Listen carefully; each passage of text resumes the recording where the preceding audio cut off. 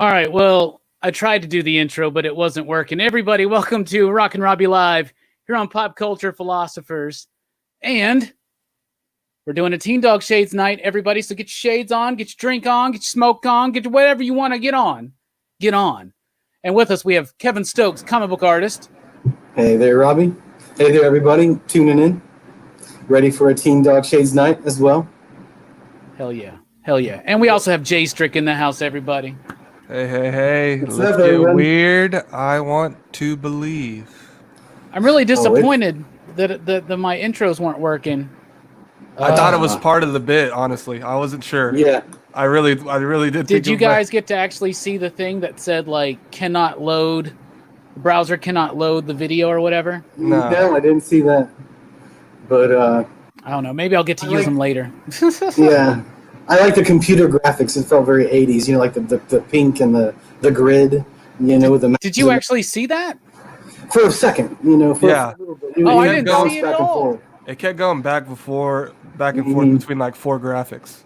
That's why I thought it was part of the bit. Oh my goodness! Yeah. Yeah, that's me then. That's so crazy. It was working for y'all, but it wasn't working for me. I want to try it again.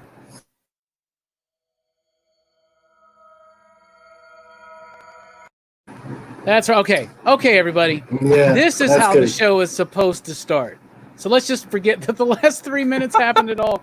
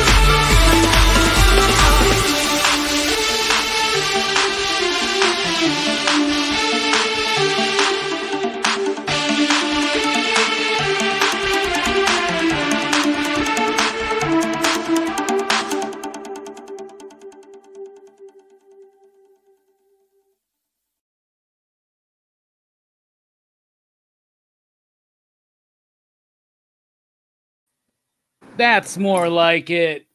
Welcome to Rockin Yeah, that Robbie was fun. Live. Welcome to a Teen Dog Shades night with me, Pablo back there on the I don't know. Love it. And right next to me, I have Kevin Stokes. He is a comic book artist. How are you doing, Kevin?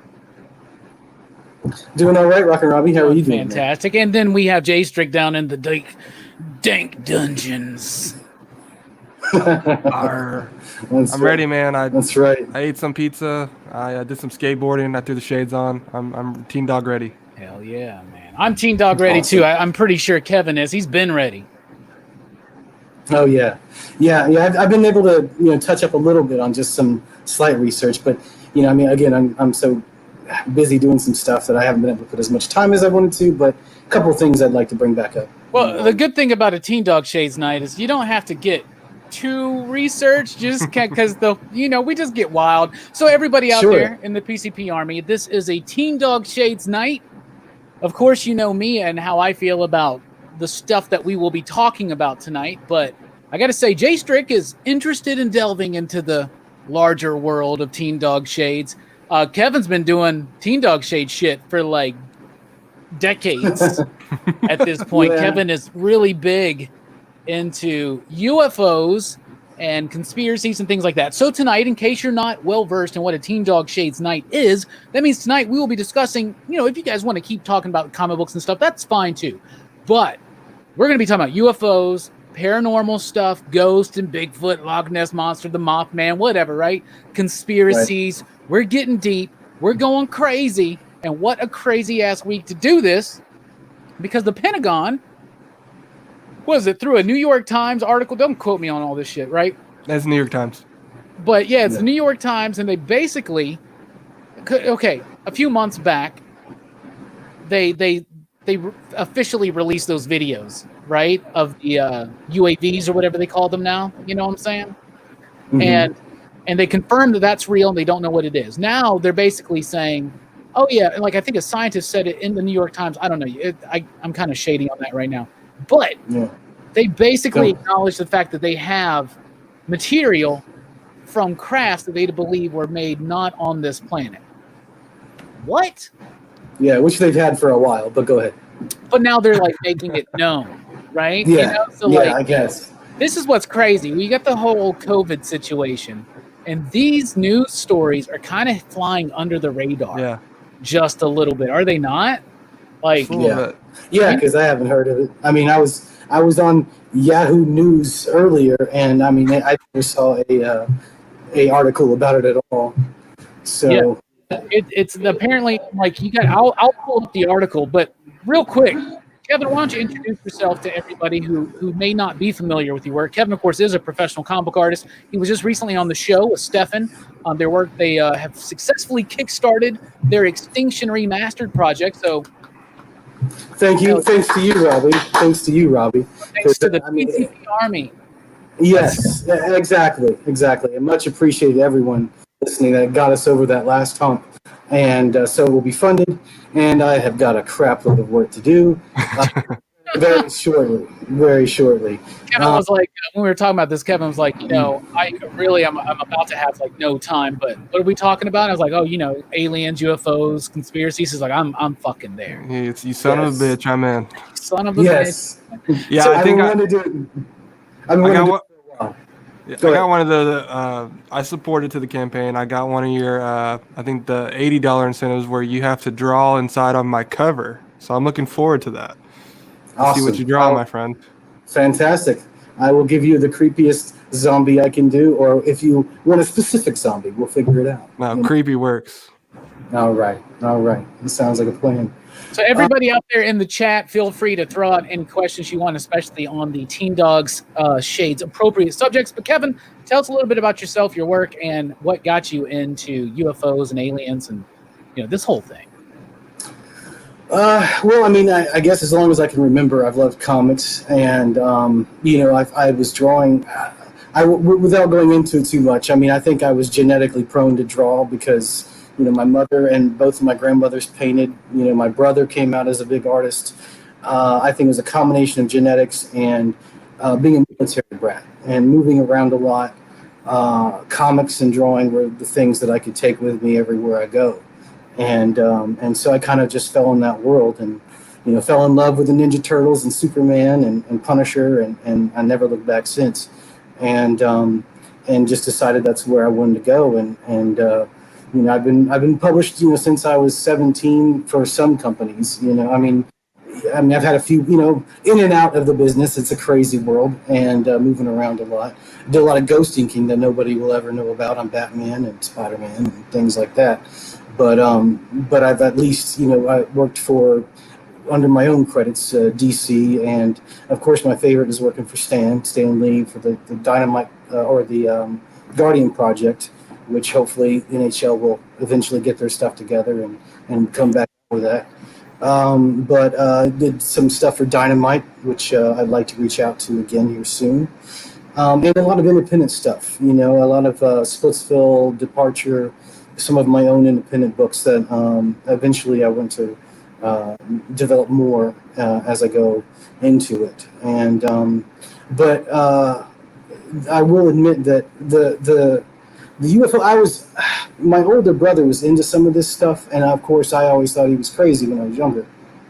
And then it was when I got the good old laptop and was able to get on YouTube and was like, and I was just curious one day, and looking at UFOs and looking at things, and quite honestly, there was so much evidence that there's something out there, whether it's not only extraterrestrial or whatever it is, but also a secret space program, secret military, technology that they've been developing for quite a while.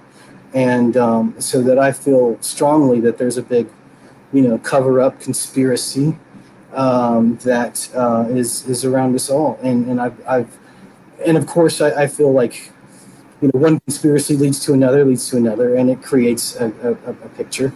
So I've been falling in the rabbit hole for at least a good 15 years or so.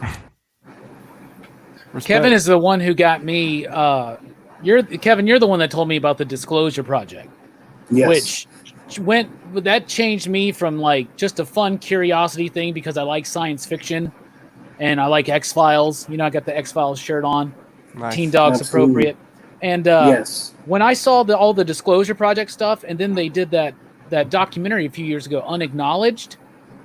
Yeah. Dude, bruh. Yeah, these are people from military and from NASA that will tell you their experiences behind the scene. I was actually listening again to Donna Hare just last night, again, trying to refresh for the day. But again, she was involved with airbrushing photos that NASA takes, airbrushing out UFOs, airbrushing things that are on the moon. And so that's one reason, I believe her and other stories.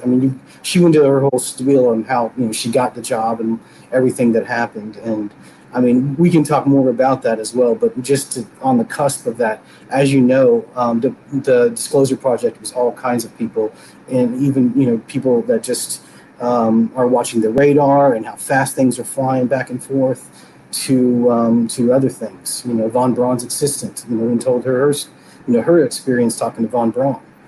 Yeah, the deathbed confession, right? That, and and again about weaponizing space, about giving us various made up threats throughout our history that build up to eventually weapons in space, a possibly false flag alien invasion that will have to unite the world and have our one world government and all that kind of stuff. We're already diving in deep here, Kevin. It's just the way I roll, man. Yeah, just the way Kevin rolls. And I love Kevin. And me and Kevin will talk more about our shared experience a few weeks ago. Strickland. Absolutely. And Teen Dog Shades Night's not always just about UFOs and aliens. It can be about any kind of paranormal, otherworldly, crazy type stuff. We go deep in here. So I'm excited for tonight. We've barely even gotten started. And yes, Dylan from Dylan's Comics was going to be on the show tonight. In fact, this whole show was designed around the fact that Dylan wanted to do a Teen Dog Shades Night because he was very jealous of Perry and Bueller for getting to do one with me, which, by the way, Perry was here earlier, and he did say that, are those candles or light? They look awesome, Kevin. Appreciate it. Yeah, that was, this is a new setup at the Low Mill. It's where I've merged with a studio called Vulcan Forge, and they had crafted this awesome dragon chair, and with these like flame lights that, and they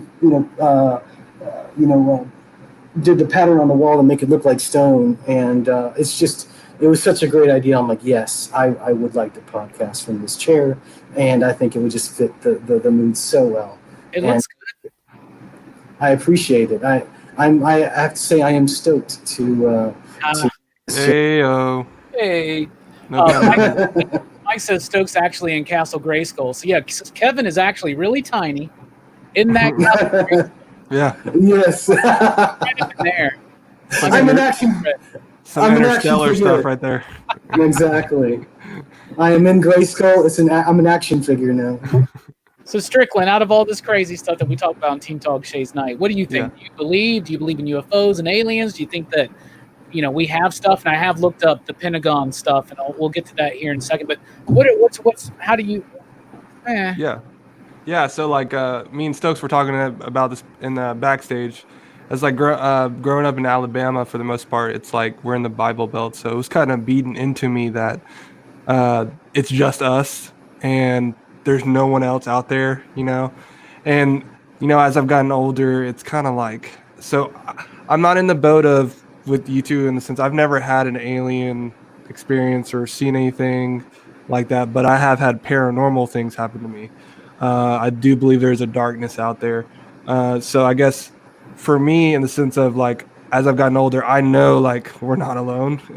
Like it just doesn't even make any sense. You know what I'm saying? Like you chalk it up to even like our solar system. You could be like, okay, maybe it's just us. But then if you go out of that, like all the different galaxies and whatnot, like it doesn't make any sense, And so, yeah, for me, I lean towards more of the paranormal experiences, but I believe people, Kevin was sharing a story about someone that had an encounter, possibly alien, and I believe it, man. Like, I just don't think we're alone. I think it would be ignorant to say that, Absolutely. And I mean, just, things all around us that we don't really understand. I mean, right.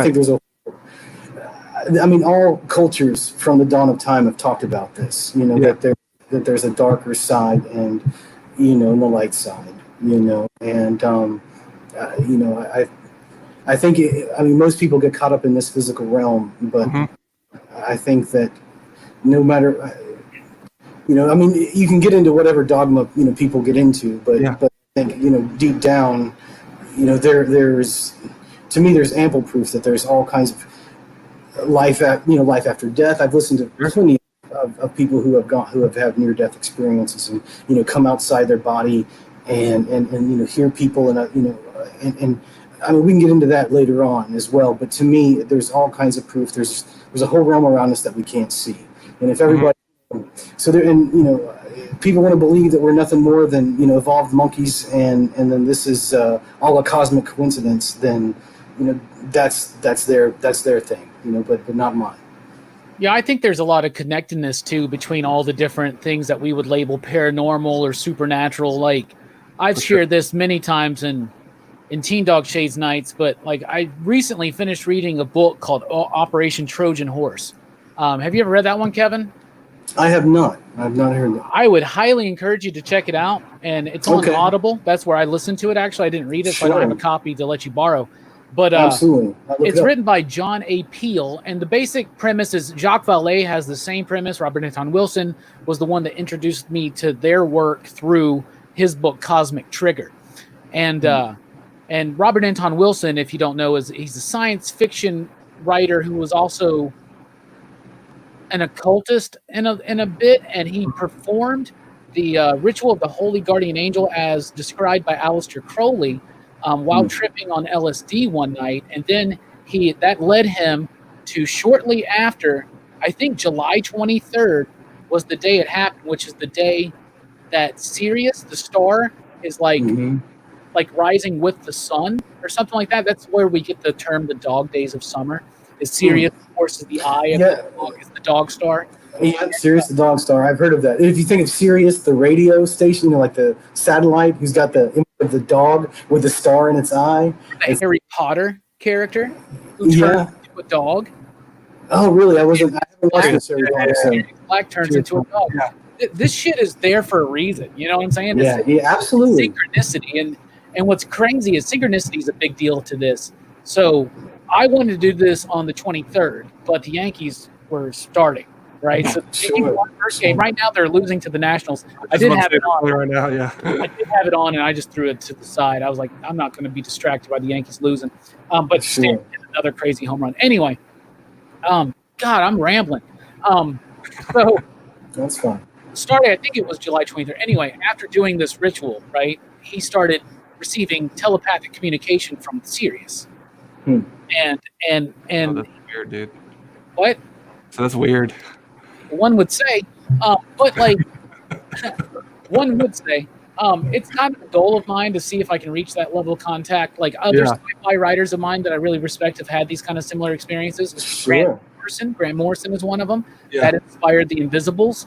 And then Philip K. Dick. But Philip K. Dick it made him more paranoid, and he kind of like always doubted. Like they all Robert Anton Wilson did not die. He did die. He died unfortunately not in the earth. Anyway. But even as they age, like they view their experience in a different perspective.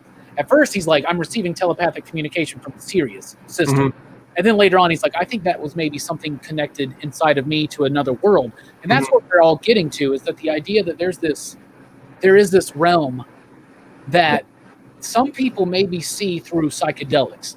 Now, I'm not trying to put anybody on blast or whatever. You feel free to say whatever you want to here on the Teen Dog Chase night. I have done psychedelics.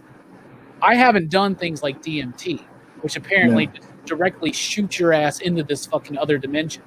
Yeah. But I have done other things that definitely lead me to the idea of a connectedness and this and that or whatever. Mm-hmm. Whether it's something that's objective in reality and it's like out there and it's a real thing and all the gods exist there, or whether it's something inside that's interior, that's subjective, and maybe it's just, chemicals hitting brain neurons in a certain way. I don't know, but I'm pretty convinced there's something else. And through the work of John A. Peel, Jacques Vallée, was I introduced to through Wilson, to bring to... Is that thunder? Yep, that was thunder. That means my dog's going to go crazy. Speaking of dogs. But anyway, the idea is that all this phenomena, whether it's UFOs and aliens, if you look at alien abduction stories, and if you take out certain details, and you just look at the overall description of the experience, it is very similar to people that have spiritual and religious visions, whether it's the Blessed Virgin Mary or angels or even demons in a dark way, or people that have seen, say, their ancestors or ghosts, or even some crazy things involving even the Mothman, which the Mothman is something that's easy to ridicule, but when you really go deep into that whole idea of the Mothman and the Mothman prophecies, it gets pretty freaking spooky. But all of that rambling, because it's fine. Yeah, I think most of it is between, again, the conspiracies of spirituality and again, aliens and government cover-ups, not only just cosmically, but politically, and false flag things that we may or may not talk about on this podcast. But I do think a lot of it's interconnected, and again, I've had a lot of experiences through dreams, and I know I told you a little bit about that, which we can go into deeper. But I feel like that's where, again, a certain meditation, a certain kind of level when you're dreaming, that you almost like astral projection, and lucid dreaming, when you are aware in your dream that you are dreaming, and you can kind of manipulate the scene. You can actually converse with some of these entities or things in your dream, and maybe find an answer or two, or at least have some kind of communication. Again, after my brother's passing, I feel like I've had several contact with him, more than a few times, shortly after his passing. And so and again, I've listened to plenty of stories again of people knocked out of their bodies, whenever they're in accidents or in the operation table. Yeah. I've had dreams too where I have definitely 100% interacted to me with loved ones that have passed away. My mother, my grandmother, one of my best friends, Jason, who died in a tragic motorcycle racing accident. I have seen them all in dreams, and it's like, and I know how dreams work, but like it is incredibly real and visceral. And it's like, when you see someone like on TV, but you don't know them, so it's just a character, but like there's difference when you actually know someone, and I felt like their soul in those dreams. Mm-hmm. Kevin, do you want to elaborate on any of those dreams or anything like that? Go ahead, man. Well, I guess depending on how deep we want to go with the stuff, but bro, you can go as deep as you want. I just don't want. I personally don't want to bring up 9/11 or COVID conspiracies. That's really the only thing. Gotcha. Okay, I will bring it up. I'll just say investigate how those towers fall, and 3 of them fell that day, not 2. I will leave it at that. Don't forget Tower 7. I will exactly. Yeah. Exactly. So I don't buy the official story, but anyway, that's a whole nother cover up. But yeah, I mean, I've had again lucid dreams where some is again just flying around. Like one of the first things I do whenever I like wake up and I'm like, okay, I'm dreaming and I can manipulate things. I like to fly, and so it's kind of like a couple of you have to try it a couple of times. Like you have to make a little jump, like and land. And about like the 3rd time you jump, you're like, okay, you're kind of floating, and then then you just kind of take off and fly around. But yeah, I mean, I know I told you before I had a whole Superman 3 moment, which was very interesting, where you kind of come across your bad self in a way, and where I was lucid dreaming, I remember that I was in an apartment that I had in Atlanta for a while, and I realized I was in my living room. So then I jump a couple of times, eventually start floating, and then I'm like, okay, well, if I'm dreaming, then I should be able to pass through these walls, which I've done before. And so I would reach my hand out, and my hand would go up to about my middle of my forearm, but I couldn't go all the way through it. It's like something was kind of keeping me in that room. And then I had almost like the bad version of myself kind of show up, and I don't know, it just kind of told me like, look, you're never going to change, you're never going to be what you want to be, you're always going to be kind of a failure, kind of situation. And then he turned his back to me and started walking away, and I got so mad at that I was like, wait a sec, you're not me, I'm me.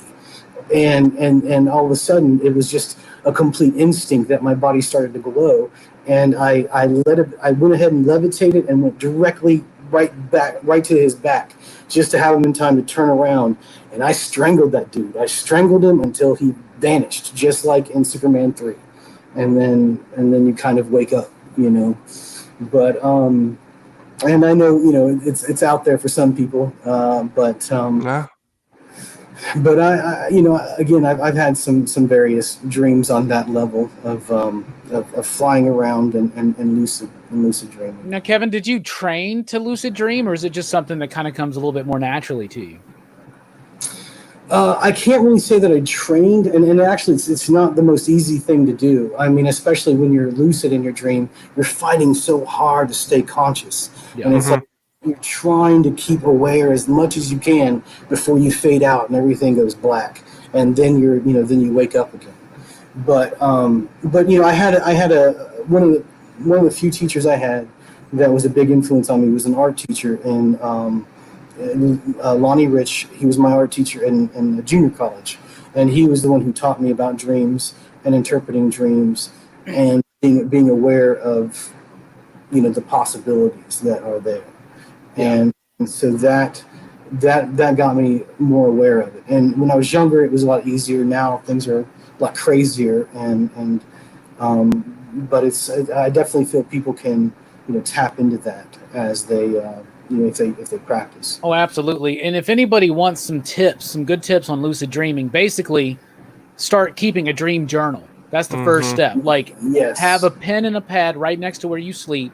And when you wake up with a dream, because when you wake up and you know a dream and it's vivid, and then over the day, it goes away, right? Yeah. Write it down. Yeah. Get into the habit of every time you wake up, write down whatever you remember from your dream. The more you do that, the more you're going to start becoming conscious. And here's another really good trick. And I do this in my life.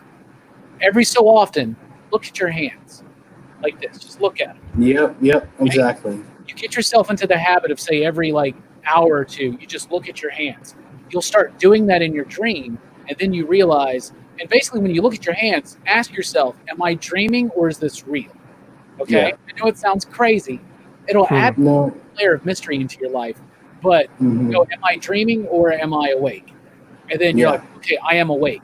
But when you start doing that more in your waking life, you'll start doing it in your dreaming life, and it's a trigger to get you to realize. And then, like Kevin said, once you become lucid, then it's a whole level of training as into staying in the dream before you come out of it. But once you do lucid dream, you can fly, you can affect change. I have done banishing rituals in dreams and have actually had flames come out of my hand and things like that. You're in a dream. It's like a virtual reality type thing, right? In a way. Strickland, you ever had a lucid dream or anything like that? Man, it's crazy, y'all sharing the dream stuff, because I think we were probably all supposed to be here tonight to share these stories, because it is all connected. I truly feel that right now. I'm being serious, because in the sense of from the age of 9 to 16, I actually suffered from night terrors, super traumatic diagnosed night terrors. And when I actually started getting involved in church stuff when I was 16, that stopped completely. But the dreams evolved in the sense of a lot of what you guys are describing. And now even as I've gotten older, it's evolved. And even you both share, losing people that you love. I lost my sister in a car wreck about 1.5 years ago. And ever since then, man, every other night, it's I'm there with her. And it's weird because it's it feels so real. And I can see her, I can feel her. But, I don't know, is it this concept of love, that really is the concept of love that ties us all together in that sense, even when that person's gone? Because that's gnarly. And it also beautiful to think about when you think about that, we all think about that. Yeah, I mean, again, that's one reason I think my brother contacted me. Yeah. More than a few times was because I felt like there was some unfinished business, and some unclarity on how we felt about things. But I felt like he came through. I mean, in fact, one of the first ones I saw, I had of him was when I saw him in a dream. My reaction was sadness and crying, and I went to hug him, and of course he was like, "Why are you crying, man? I'm fine," So I feel like on the other side, he's much stronger. He's in a better place and probably in better health. And but I think again he comes through, and there's other stories I can get into, but I feel like they do contact you to show you love, and for sure. And to keep that connection going, because and to again to remind you and to have some confidence when you tell people look, not only in my own research but in my own experience, I can tell you that I feel that there's definitely life after death. Yeah, and that this is just a phase until we get to the other side. And see, that's the thing for me. I think I'm still on my journey with that. I'm not at peace with all that. But to even touch on something you said, you're I probably sound crazy. I don't think you sound crazy at all, dude. I think people would say that, and be like, oh, dude, you need to go be on some sort of medicine. But I think that's probably what the controlled environment wants us to be in. And I think we're exactly where we need to be, in our thought process and expanding that. I think we are enlightening ourselves when we are encountering these situations. I think, because I did do a medicine for a little bit and I felt like I was not myself. You know what I'm saying? Yeah. I felt locked in a box. And so diving into these things, man, they can be gnarly, emotionally. Absolutely. Absolutely. So I believe that there's so you guys, are you familiar with the concept of the collective unconscious? To some degree, yes. You get I think you've talked to me a little bit about it.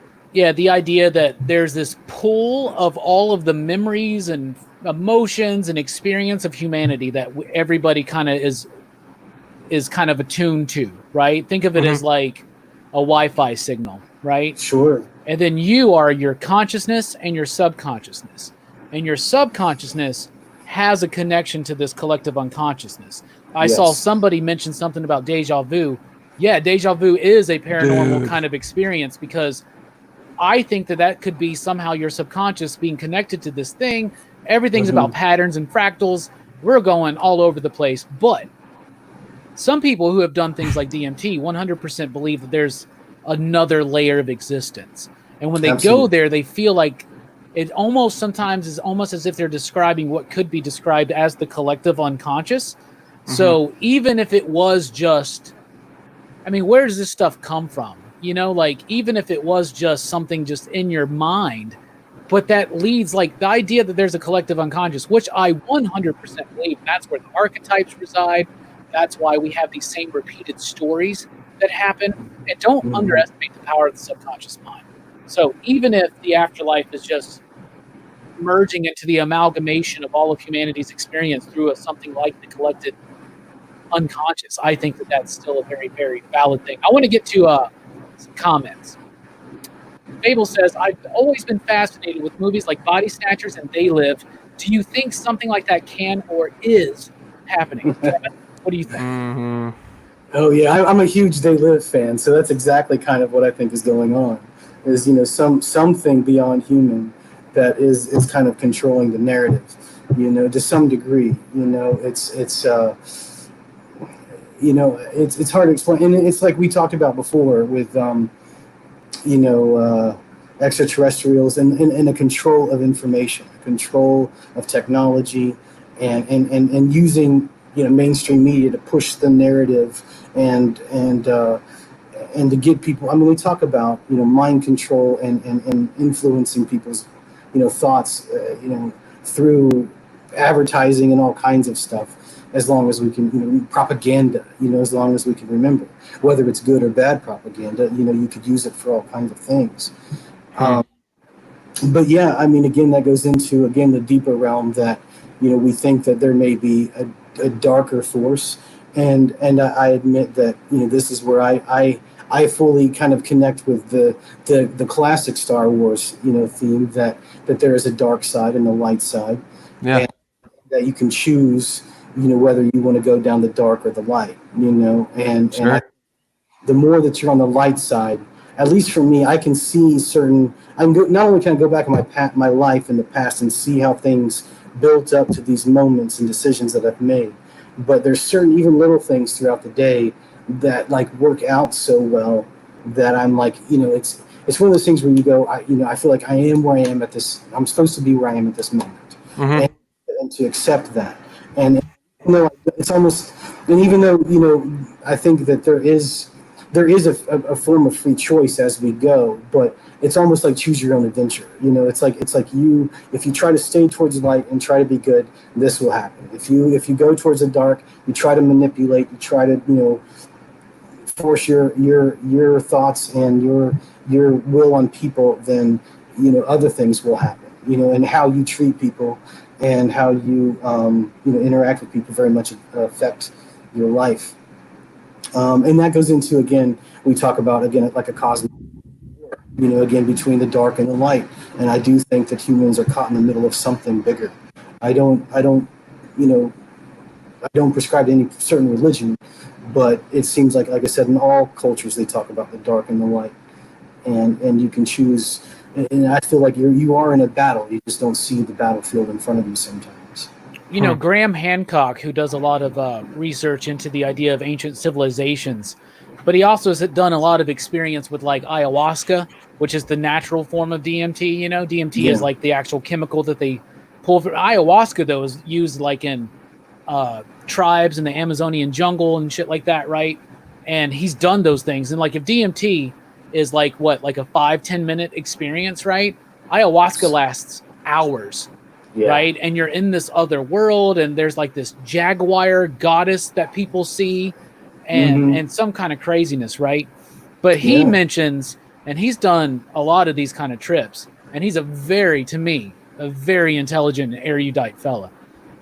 You can see him on a lot of Joe Rogan podcasts, and those are some of my favorite podcasts out there. Absolutely.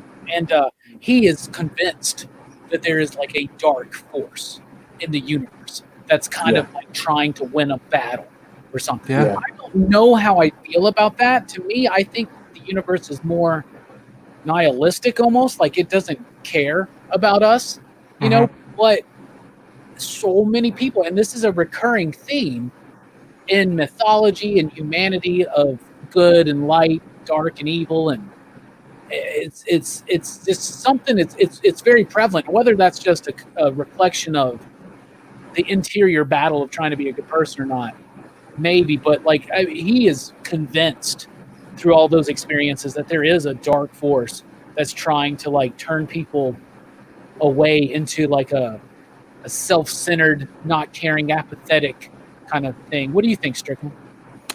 Yeah, you know, I lean towards that, you know, that there is a dark force, exactly what you said. You know, for me, I have experienced some things, and for me, it's hard to, I guess, turn my cheek on it in the sense of, I don't think it's the question that he asked. I don't think it's like a body snatchers type deal for me, at least, you know. I think it's, you know, there's probably people that who have passed, and if their soul's unrest or whatever you want to call it, they stay. Or if I don't even think it's the way we think it's perceived. You know what I'm saying? You can go that with the aliens or demons, whatever. It's probably not a little green guy like behind Robbie, and it's probably not the way the movies perceive a demon. You know, if you dive into even the Bible, it talks about Lucifer and the demon, the legion of angels that were kicked out of heaven. They were the most beautiful creatures of all. So what does that mean? You know, what the heck is this demon supposed to like? Is he just actually a beautiful character? You know? So I guess that's my kind of thoughts on it. Well, okay, so with the demon thing, this is my thoughts on demonology. And it's not something it's something I have studied, but it's not something I have practiced, okay? So I'm not like that deep into it or nothing, but okay, so you guys are aware of the Key of Solomon, right? And all that stuff? Okay. You know, Solomon, obviously, allegedly the son of David, one of the wisest kings of Israel. He built the temple. He wrote a lot of the Proverbs. He wrote Ecclesiastes, which is he's accredited with writing those books. Right. The Ecclesiastes, by the way, one of my favorite books in the Bible. It's absolutely great. And also the Song of Solomon, which is biblical porn. To be honest, it really is. But the idea is that demons represent. Okay, so you know about, like, say all these polytheistic religions. Hinduism, you go back further in time, Norse, not further in time, Hinduism's been around for a while, but Norse mythology, Greek and Roman, Egyptian philosophy and religion, right? Theocracy, stuff like that. The idea that these gods represent these forces, they're archetypes, right? We call them thought forms, okay? So basically the idea is this. The emotion, the feeling of being angry, right, of being destructive, is the flip side of the same feeling of being courageous and brave and a ruler. You know what I'm saying? A dominant, like, warfare king, right? So that is all under one sphere, which some people may call like the board, right? But the idea is that is Horus, that is Tyr, that is Aries, that is Mars, that's Martian energy, right? That's what that means. So gods represent a collected force within humanity. And if it's not something like that, say it's about communication, say it's about wisdom, say it's about writing and learning and reading. That's Thoth, that's Hermes, that's Mercury, right? And you can take that into superheroes, and you know, you can look at it and see like, well, Mercury wore, the Flash's helmet, right? And he's representing with the he's really fast. In Flash represents those same things. He represents motion, wisdom, fluidity, and things like that, right? So if gods are thought forms, the little g gods, right? Yeah. They are thought forms that we all have within us, and that's why we have these certain archetypes. Because if you look at every one of those pantheons, they all kind of almost correspond to each other, right? Yeah. And you start building up these correspondences and you realize it. So on the flip side of that, demons represent, those are like, the archetypes would be like the wide range of human emotion and experience. But then we have these little things that get to it, say addiction, whether it's a drug addiction or an alcohol addiction or a sex addiction, or pridefulness or slothfulness or lustfulness, any of that kind of stuff, right? Those are demons. And what the Key of Solomon does is it gives you these demons and how to represent them. And the reason why people think magic works is because this is all from our collected unconsciousness, meaning that somewhere in your subconscious brain, these symbols mean something. Your subconscious doesn't speak in words, it speaks in symbols, right? And so the symbols are so important because for so many years, they have been ingrained into the subconscious of almost every person, added to that collected unconscious. That's what the demons are. And so in the Key of Solomon, you can use these symbols to basically evoke a demon, right? Or invoke a demon, I should say. You don't evoke demons. You don't want to do that. Evocation would be to bring something inside of you. Invoking it is to bring it out. And you would find it in a triangle, which triangle is its own symbolism, has its own symbolism in the collected unconscious and your subconscious. And that's what the demons would represent. And so, man, I know it's rambling. It's rambling time. No, it's fun. I was born a rambling man. Exactly. I think that's a good way to put it. Here's my thing with the whole thing is like, I think that's honestly like the best way I've honestly heard it been, perceived to me. Because like in the sense of, I don't think I have any idea, or probably even humans, we don't have any idea what the actual fuck is actually going on. We probably understand like 1,000th of it. If we got the full picture of everything, our brains would probably explode. That's how I kind of feel about it. Yeah, I agree. I do think, we battle with our own personal demons. It does remind me of a dream I had, where actually I was attacked in my dream, by something dark, and it came off as a friend of mine. And I think, going back to the subject, I think true evil is going to look beautiful. It's going to look like your friend and tell you what you want to see and hear, but it's really got, bad intentions for you.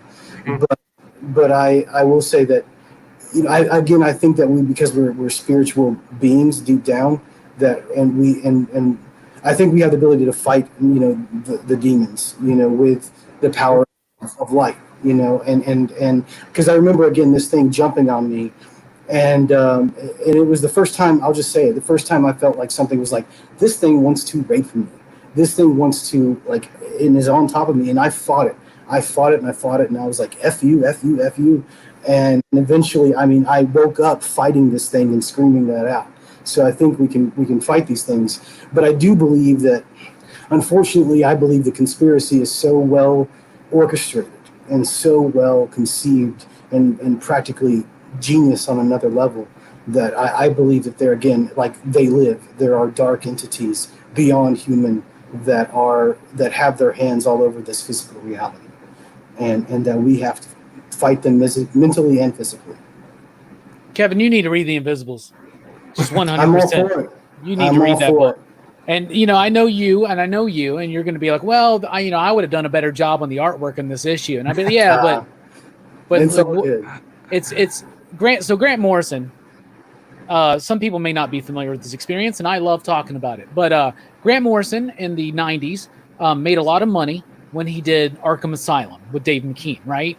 Yeah, he had worked out a deal where he made $1 for every copy sold. So overnight, because it sold over 100,000 copies its first week, overnight he had money, right? And he spent some time to go around the world. And he is a chaos magician, just like Alan Moore, self-professed. And he's into this kind of stuff. And he winds up in Kathmandu at this place where they have 365 steps, and the legend is if you can race up these steps on one breath, you'll reach enlightenment. So him and a friend did it, and nothing happened, right? So then they're back at their hotel. He's up on the roof garden, smoking a little bit of hash, but he's not doing any hallucination drugs. And all of a sudden, he's taken away by these mercurial globs of silver that are ever changing. And they go, where would you like us to take you? And he goes, take me to Alpha Centauri. And they take him there and blah, blah, blah. And they explain the nature and essence of reality, right? And they basically explain to him that each universe is a larval form of one of them, okay? So these entities that live outside of space and time, the only way that they can grow and procreate is to create time. So they create their larvae create time. Okay, so our universe is one of these entities reaching consciousness, right? And they have to create time so that it can grow in this celestial garden, if you will. Sure. So that, and then they're like, so now we want you to go and explain this in your work. And then he wrote The Invisibles, which is what The Matrix was based on.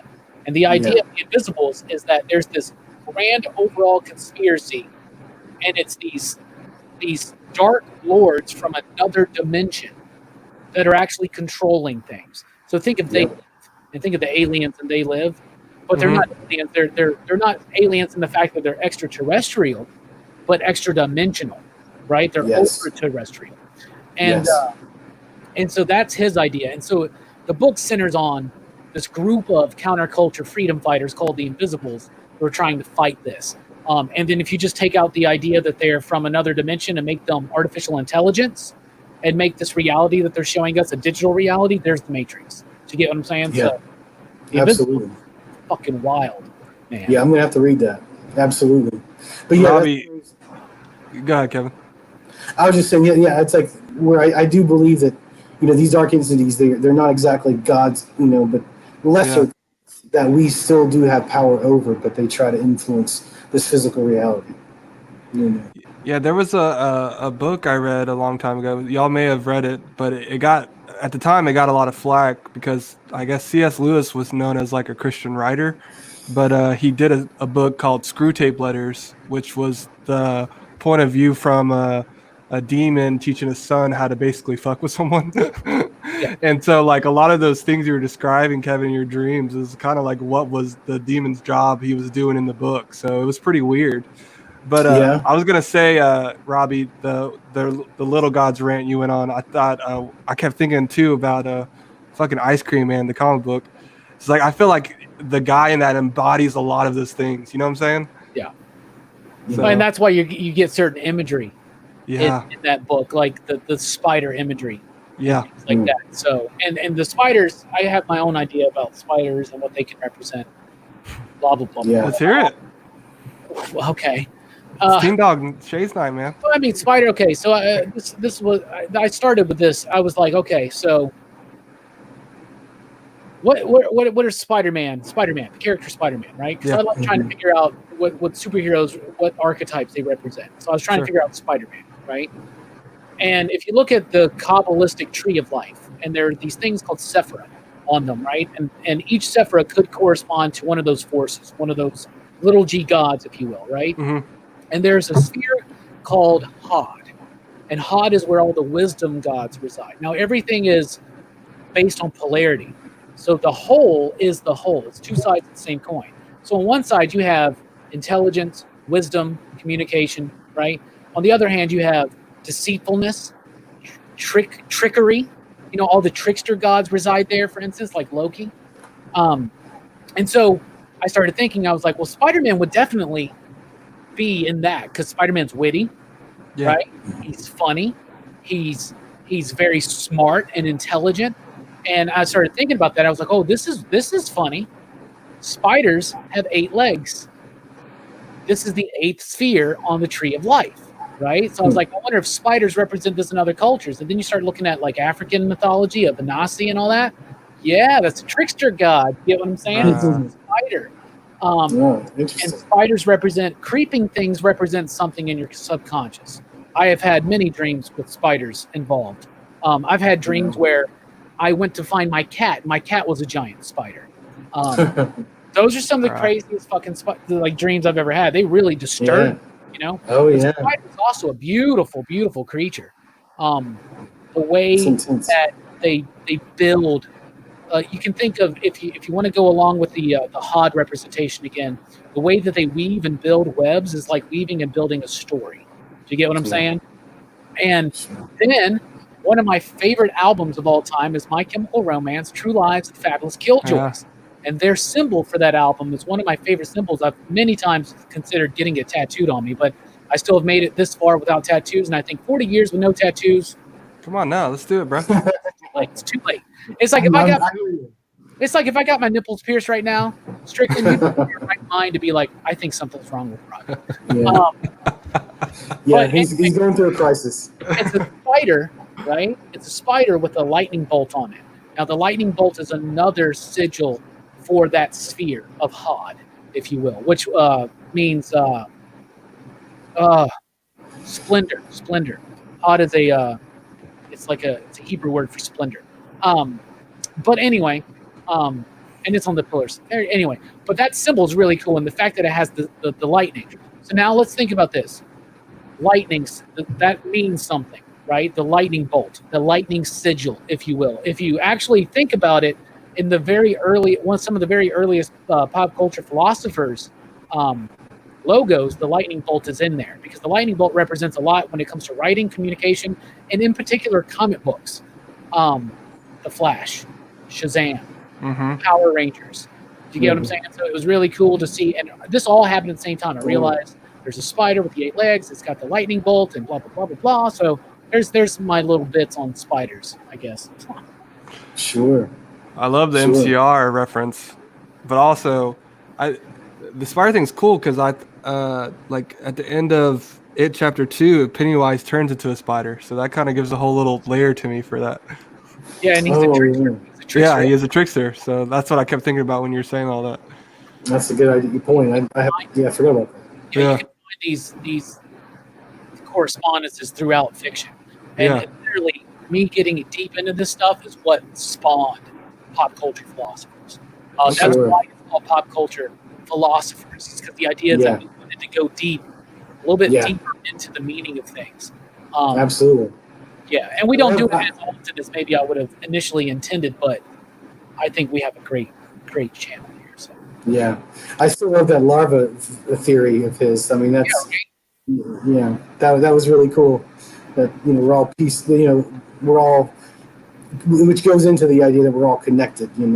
Yes. There's a point to us. We're all connected. We're all one, but we all are different parts of the body. Some of us, to use a crude analogy, some of us are the fingers, some of us are the toes, some are the nose, some are the brain, right? Sure. And that's why not everybody is equal. True equity doesn't exist in reality because not everybody's going to be on the same level.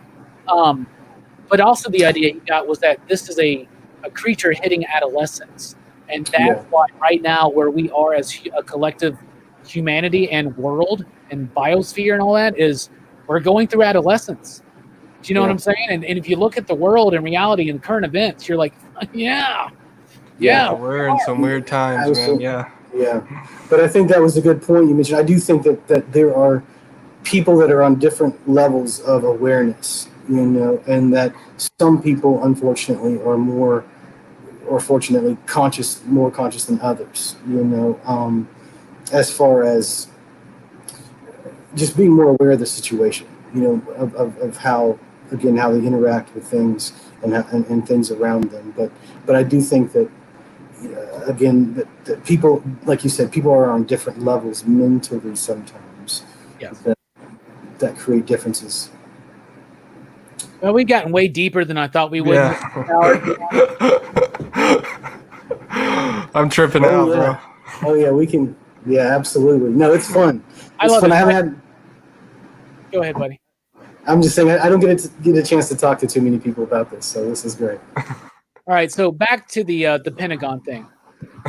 going to read the last few paragraphs from the New York Times article. And basically what it's saying is that there has been study on this stuff in the last 10 years. And it's from a program that they're about to be talking about a little bit. And it's connected to the U.S. Naval Intelligence or something like that. And it was like Marco Rubio was after it and like bringing it up because they're worried that what if it's something that's Chinese or Russian, right? This technology. And so when you add in ideas of kind of a Cold War aspect, you kind of get a little bit more interest in these things. And I think Harry Reid, it's Senator Reid. Anyway, so it goes, for more than a decade, the Pentagon program has been conducting classified briefings for congressional committees, aerospace company executives, and other government officials, according to interviews with program participants and unclassified briefing documents. In some cases, earthly explanations have been found for previously unexplained incidents. Even lacking a plausible terrestrial explanation does not make an extraterrestrial one the most likely, astrophysicists say. Mr. Reid, the former Democratic senator from Nevada, who pushed for funding the earlier UFO program when he was the majority leader, this is Harry Reid, said he believes the crashes of objects of unknown origin may have occurred and that retrieved materials should be studied. This is a quote from him. After looking into this, I came to the conclusion that there were reports, some were substantive, some not so substantive, that were actual materials that the government and the private sector had in their possession. Boom. Boom. That's big freaking news, man. Oh, yeah. Yeah, well, they're letting us have a taste of it now. You know, I mean, they've had a secret space program going for quite a while. I mean, in fact, one of the things I was listening or looking up when we were, and I was talking to Jonathan about this is, you know, they've had, you know, their own crafts, or our government have had their own crafts for years. They've been working on, and you can see this in infrared vision, night vision. You can see them in formation, which to me tells you they're military. You know, that they have, you know, they've probably figured out anti-gravity long ago, and they're just not really telling us about it. I mean, and again, what I was telling Jonathan is one of the things I looked up this week, and I had known about it, but going back, you know, to '96, you know, there was NASA footage of. Are you aware of the tether incident? You know, where the tether breaks away from the satellite or the space shuttle and floats away out in space, and all the floating around. Yeah, definitely look it up. And of course, it's getting harder with authoritative sources on YouTube to find some of these things, unless you know specifically what you're looking for.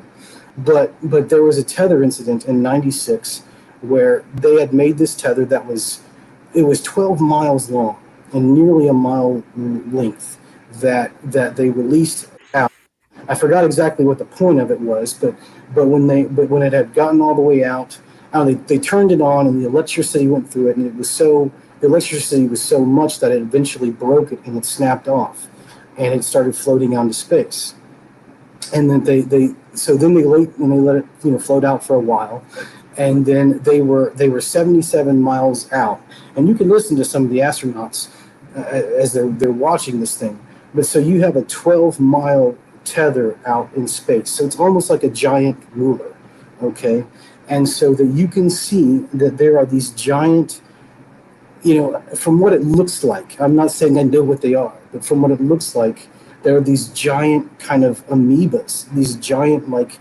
Biological kind of creatures that are floating all over space, you know, that are going in front of it, behind it, and you can tell some of these things are like 2 to 3 miles long, or wide, and they've known this since '96. So that's when I get a little frustrated at them that they haven't come out with anything, you know. And then again, when they're looking for a space station, there's one time you can see again NASA footage, looking in infrared, that there's all kinds of these like swimming cosmic, you know, things around, things coming to and from Earth. I mean, have you seen the one where the ship is coming towards Earth and there's a beam that shoots out? That like they actually try to shoot something coming towards Earth, and it's able to just take off in a flash, and they miss it. You know, because again, when you're getting into that kind of technology, they may have their own little gravitational field around them, that so that you're not like slammed against the wall when it does a 90-degree turn. It's a whole different level of physics in that kind of machine. But it's NASA footage that you can look up. It's Yeah, up there. and more of this is becoming declassified. You know, Yeah. and Now, and it's crazy. That's why I think that I'd try. That's why again I think there's a whole other cosmic story going on in what they're telling us. You know, people want to believe that the left and the right are running the show, and I'm like, it's just political theater. Yeah, that John Peel book that I was talking about, Operation Trojan Horse, he gives the idea that they're extra dimensional entities, right? Yeah, And yeah, that they are the idea that they are spacecraft is almost there to. It's okay, so it's like the fact that they're spacecraft is actually a false flag itself. That they're extra dimensional entities that sometimes give that appearance. And for instance, he goes through and he like studies and brings about all these reports, and he finds patterns. Like for instance, if you do want to see something in the sky, apparently the best time to do it is in a rural area on a Wednesday night after 8 p.m. And then the sightings trail off towards the rest of the week, right? yeah. There are patterns to this stuff, and and apparently, if you go back and find certain waves of sightings, even as far back into the late 1800s, right? Yeah. Like there are these sightings in the late 1800s that are preluded, right, by somebody coming into a town and saying that they have built an airship and they're about to fly an airship over the town in the next few days. He's a scientist. This is a mysterious figure. He sometimes comes across like the idea of the Men in Black. The true idea of the Men in Black is that they're not government officials. That they're like some force other than that, right? Yeah, maybe secret government, black ops. You know, well, somebody would say that maybe they're connected to the phenomenon, right? Could be.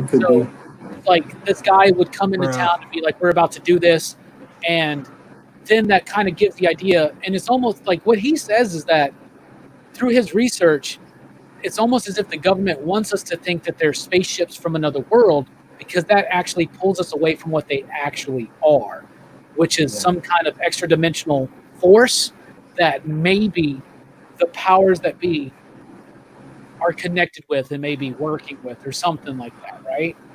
Yeah, that's why I think that there's a of the technology, because again it goes into the false flag attack or false alien invasion, which is what von Braun's assistant talked about.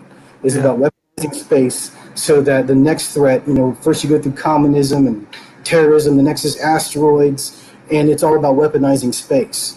But the last card was going to be, you know, a false alien invasion, and then but that goes into, again, I believe that there are spherical, you know, UFOs that our own government have made, you know, that you know, again, again, if you were to go out in the nighttime, get on some, you know, ultraviolet or you know, dark, or what is it, you know, X-ray goggles or whatever it is. I mean, not X-ray, but you know, night vision, and where you can see these things on a different spectrum than with your naked eye, because they do have some kind of cloaking. As crazy as it sounds, you're talking about technology a good 30 years, if not more, ahead of where we're at. And so that's why I think that they're suppressing that technology, just like the Phoenix Lights over Arizona. I mean, that was a complete government setup. The Phoenix Lights, which is something documented and experienced by thousands of people. There's video of it, and the people that were actually there say that it's not just the lights, that in the triangle that it was making, they saw the stars being blocked out, like this just giant, like you just see that there was something else there. So yeah. Strickland, are we blowing your mind yet? Yeah. Yeah, dude, just the idea of space alone is terrifying to me. You know what I'm saying? Like, I can't even process some of the things y'all are talking. Because even the idea of, like, I'll even break it down even smaller for you. Like, the idea of the ocean is terrifying to me, because, like, there's, like, so much we don't know. You know, like, we haven't even discovered, like, what kind of maybe mythological creatures are in there, you know? Yeah. That's how I feel about space too, because it's just so trippy, man. Like so much we don't know, you know. And then what's up when you start thinking about other dimensions? You I know, know, dude. and that if you want to get into quantum mechanics and physics, like there are other dimensions. You know, they right now they're saying there's like 11 for the most part. It's what most there's some theories go higher, some go less. But dude, I mean, Yeah. Maybe that's where our love for comics gets to come in play because we get to see those fleshed out a little. I would probably think so. Yeah. I don't know what came first, the comics or the love of this stuff, but Yeah. definitely related. Well, yeah, that's the love of science fiction, and at that point, you know, your mind can just race. You know, before they will get on Mars, you know, they can think about what may have been there. You know, before the telescopes got even better, and you know, there's a few free, you know, all free for all for imagination out there. Thank you for the dungeon comment there, God Tank. He's actually in Castle Grayskull. He's miniaturized. Yes. Exactly. He's trying to find those other 11 dimensions. But yeah, I mean, again, I think that plays into again that all around us is a realm that we can't even see. Our eyes are not built to see it, which is why we can't see it. Yes. And that's the interesting thing about this idea is that so John Peel, Jacques Vallée, they've looked at all these experiences and a lot of UFO experiences, and we've been trained to think of the big fantastic ones, like people that like fire in the sky, right? That guy, right? Travis something, right? Mm-hmm. Very compelling story. But most of the experiences are actually really weird, quirky. They feel like folklore legends. You know, like the alien that shows up to the dude in the 60s and gives him pancakes. Yeah, you know, I've heard you share that one. Or all the leprechaun shit and things like that. And a lot of these experiences, the vast majority of UFO sightings are just lights in the sky, right? And a lot of them will do a color shift. And they'll go from like blue to green to red and then be gone. And what he was saying is that's them going through the visible spectrum of light, right? So they're there and we just can't see them. But every so often they come into our, because we know that outside of the visible spectrum, there's so much more. You know, you're talking about ultraviolet, infrared, and that's what it would be. And they usually, once it hits red and disappears, they feel a wave of heat. Well, that's infrared. Infrared produces heat, right? Yeah. And dude, y'all should read Operation Trojan Horse or listen to it. It's on Audible, and it's fascinating. Definitely check it out. Yeah, absolutely. One audiobook that I've listened to some of, or at least somebody was reading it, is if you ever heard of it's called The Occult Technology of Power. And it is apparently a manuscript or, a passing down from almost like a Rockefeller type, one percenter to passing his empire to his son, and why he was chosen to run his empire, and because he was able to distance himself from his emotions and not get caught up in I guess what's right and wrong, but again it talks about how they own the left and the right, and it's all a play on the illusion of choice, or that they own both sides of the arena. I'm 100% on board with that, man. There's no difference between the Democrats and the Republicans in America. There's one party.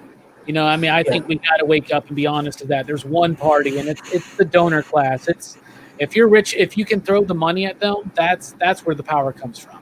Yeah. And power is more than money. You know what I'm saying? And they use money to get the power. True power. Like when people want to start talking about the Illuminati and all that kind of stuff, yeah, true power is. That's when you get into. That's when you get into secret societies. The Bohemian Grove. That's some crazy shit. I got I think I can say this, but Dennis Camp, the writer of Maxwell's Demons, he's been to Bohemian Grove. Oh, really? Okay. I think he snuck in. I don't know the full story. It's just been mentioned to me. So I don't know if I don't know. Yeah, sure, why not, right? Anyway, that's crazy. PCP exclusive. Oh, Strickland, what do you think about the Bohemian Grove? You know what we're talking about, right? Yeah, And and they worship that giant owl idol. They're just videoing this shit, man. Yeah, Moloch. Yeah, Moloch. And their cremation of care ceremony. Yeah, some of the stuff that's out there is so trippy, and for me, I do believe in the sense of, and there's no no judgment. I just, for certain things, I don't like to open myself up to, and that's one of those things. But it is definitely trippy, bro. Yeah. Yeah.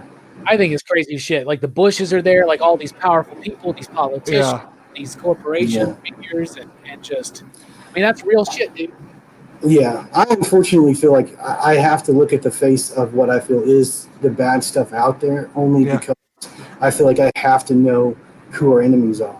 You know, I have to feel like I know what the bad guys are doing, so that I can be aware of the situations and when they're trying to, pull the wool over your eyes, or just to know what they're up to, that isn't making it out to the mainstream. There it is. Yep, Moloch in Bohemian Grove.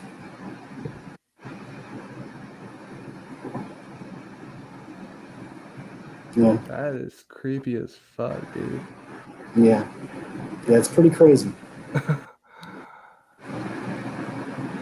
Bruh. So again, that's when you get into secret societies, and why I do believe this place is ran by, hidden agendas in secret societies. Look what that says. Spiders come not here weaving. Yeah. You see that? Spiders come. Why we got the synchronicity on spiders today? Yeah. Crazy. Bruh, look at this. Yeah. Is that on set of Monty Python and the Holy Grail? Like, what the hell are they doing? Yeah. Yeah, that's nuts. It's crazy. Yeah. Bro, No, that shit is real, Strickland. I'm telling you, man. Tripping me out, bro. Now, I think that the real Illuminati is a different thing. I think the Illuminati is more of a positive force, to be honest. That's what the name's supposed to represent. But I also think that there's a lot of deception in the world. Sure. So, but there are definitely collated cabals of power in our societies. 100%. I'm laughing at God Tank's comment. Dude, I'm with you, God Tank. That's exactly how I feel. Yeah, it's pretty wild, man. You got me creeped out in my bedroom over here. Just look it up. Just look it up. Yeah. There's documentaries about it. Like, somebody broke into there and like got footage of them doing that ritual. It's like they do or something. Well, it was Alex Jones back in the day, and it was Alex Jones. That's what made him, right? Yeah, was one of them. Yeah. He can be out there, but I feel he's spot on with a lot of stuff. Well, he himself has said that the problem, and here's the problem about conspiracies. And even Alex Jones would say this, as crazy as he is. And not saying that we endorse Alex Jones on this channel, but 95% of the conspiracy theories are complete bullshit. Just bored people thinking too much, getting on the internet, making YouTube videos, posting things on Reddit, whatever, right? Sure. But 95% of a lot of conspiracy theories, but that means 5%. You know what I'm saying? And he said what happened was that when he found all that stuff out, like with Bohemian Grove, like it gets you to the point where, and here's the danger of conspiracy theories, y'all, and getting too deep into this stuff, is it can actually affect your mental health. Oh, 100%. You start becoming paranoid. He started drinking too much, got super paranoid, and now that's all he's looking for is the conspiracy behind something. And then that's led into a ramp up of all kinds of craziness, right? Like so much stuff in the last few years from him is ridiculous. But don't forget that it started in a very real way with him uncovering some shit, And I don't know. I shouldn't have said that. I'm going to get canceled. No, I'm serious though, man. And like he's gone off the deep end, and that's the problem. Like Alex Jones is a warning when you go too far into this. There are times in my life where I've been concerned for Kevin, but I think overall he's got a good head on his shoulders. It looks like you're in Bohemian Grove right now, Kevin. I know. It's like normally, yeah, I wouldn't be all around the dragons and everything, but I'm like, I don't know, it kind of fit the mood. So, and this was the first opportunity they had to use the new studio, and I'm like, it was just so interesting that I had to sit here and do. It's too perfect, man. It's too good. Yeah, I thought exactly. I was gonna be badass because I got a light up alien behind me now. But no, Kevin had one up me, as usual. I don't know. It just happened, man. It just happened. Oh, you like writing comics? I draw them, motherfucker. Oh man. I want to go back to a comment you said earlier, Robbie, because you said kind of like, I guess you kind of believe that the paranormal experiences people have, maybe, and the alien experiences are one and the same. Maybe they're all connected. Yeah. Do you have any personal stories? Yeah. I've mentioned these on the channel before. One of the craziest ones, I guess, would have been as a child. In church, I was very, very young, and I am not 100% certain if this is reality or if I fell asleep. Yeah. Church, right. But I was at First Baptist Church here in Huntsville, the one with egg beater Jesus. Y'all know what I'm talking about. Yeah, Yes. I do. Egg beater Jesus. Straight up, Jesus Christ with very vividly, I remember this, blue and purple robes flowing around him in like this cloud with these angels surrounding him and moving above the pulpit where the preacher was speaking. Okay, but I was very, very young. And that could very well be me falling asleep, having a dream, and remembering that later on. I never had my first actual experience outside of that, aside from like, I've had personal experiences doing certain things where it's not like I've seen something physical, but I have felt things. Say I have done an invocation for a certain god, right? Let's just say, hypothetically, let's say I had done an invocation of Hermes, right?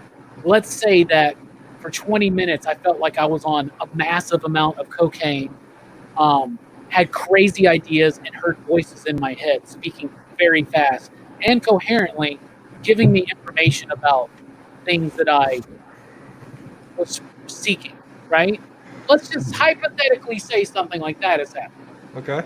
Sure. But my first UFO experience, which I have spent my whole life wanting to happen, happened, like a month and a half ago with Kevin. Yeah, mine too. My first experience as well. Seeing something like that in the sky that, again, just you see it, you focus on it, and it just disappears. No clouds in the sky, nothing, and it's very bright, very vivid, and it just fades out twice. Not just it was like a light. It looked like a giant star. I mean, it was just like a star, and it looked from Robbie said, I admit it took me a minute to figure out that it was moving. He said it was moving. It looked like it was kind of moving, but it's like as soon as you focused on it, it just disappeared. And I mean, you could see any kind of clouds in the sky. So if something came across it, I think, as it passed, it would have shown back up, or a little bit of light would have come through clouds. But twice, it's like as soon as you go around to get a better view and you see something, and it disappears right in front of your eyes. Yeah. For those that aren't aware, me and Kevin were hanging out at the studio one night and just shooting the shit. And yeah, we were drinking, and that's fine. But we went outside and we were hanging out. We were looking at these bats. These bats over at Low Mill congregate around this light. And I was like, man, look at all those bats. And so our eyes were looking upwards. And I've trained myself. I'm sure Kevin's done this as well. Like, we look up, And I have many friends that have seen things in the sky multiple times, especially out in Coffee County, Tennessee, apparently. Hey, Bob's in the house. What's up, my man? How you doing? Great show last night, Bob. Great show. Awesome. So we were looking up, and then I very vividly, it looked like a star. It looked like a planet. It looked like as bright as Venus or Jupiter is in the sky, right? And Kevin will even remember that I mentioned, I was like, that could be Jupiter, but Jupiter's right over there. And we looked, and I was like, we were like being like scientists, man, because we knew we were drinking. And I was like, okay, you see that there's Jupiter back there towards the east. Yeah. We're looking west, and we see it's as bright as Jupiter or Venus, and it's just tracking across the sky. And then when we both notice it, when we are both 100% aware of it, it just goes, and it's gone. Yep. but there's this big light in our face. So we're like, that must be a plane or maybe a satellite or something. I don't know. It was way too bright for a satellite, though. Let's be honest. Yeah. Satellites are not that bright. Even the ISS is not that bright. And so, but we moved away from the light so that we could get a better view. Because we thought, like Kevin said, we thought it had just dipped behind a cloud. But no, then we can see the clouds. They come into view. It's at night. It's 10:30 at night on a Friday evening. And and so it's gone. And now we can see stars. We couldn't see stars before because of the light pollution. So the fact that it came through that light pollution is pretty freaking crazy. Okay? So that means it was really bright. And then we start seeing stars, and we see the cloud over there. Well, there's no cloud there, and we can see the stars. So what the hell was that? Venus is set. It's 10:30 at night. Venus isn't out.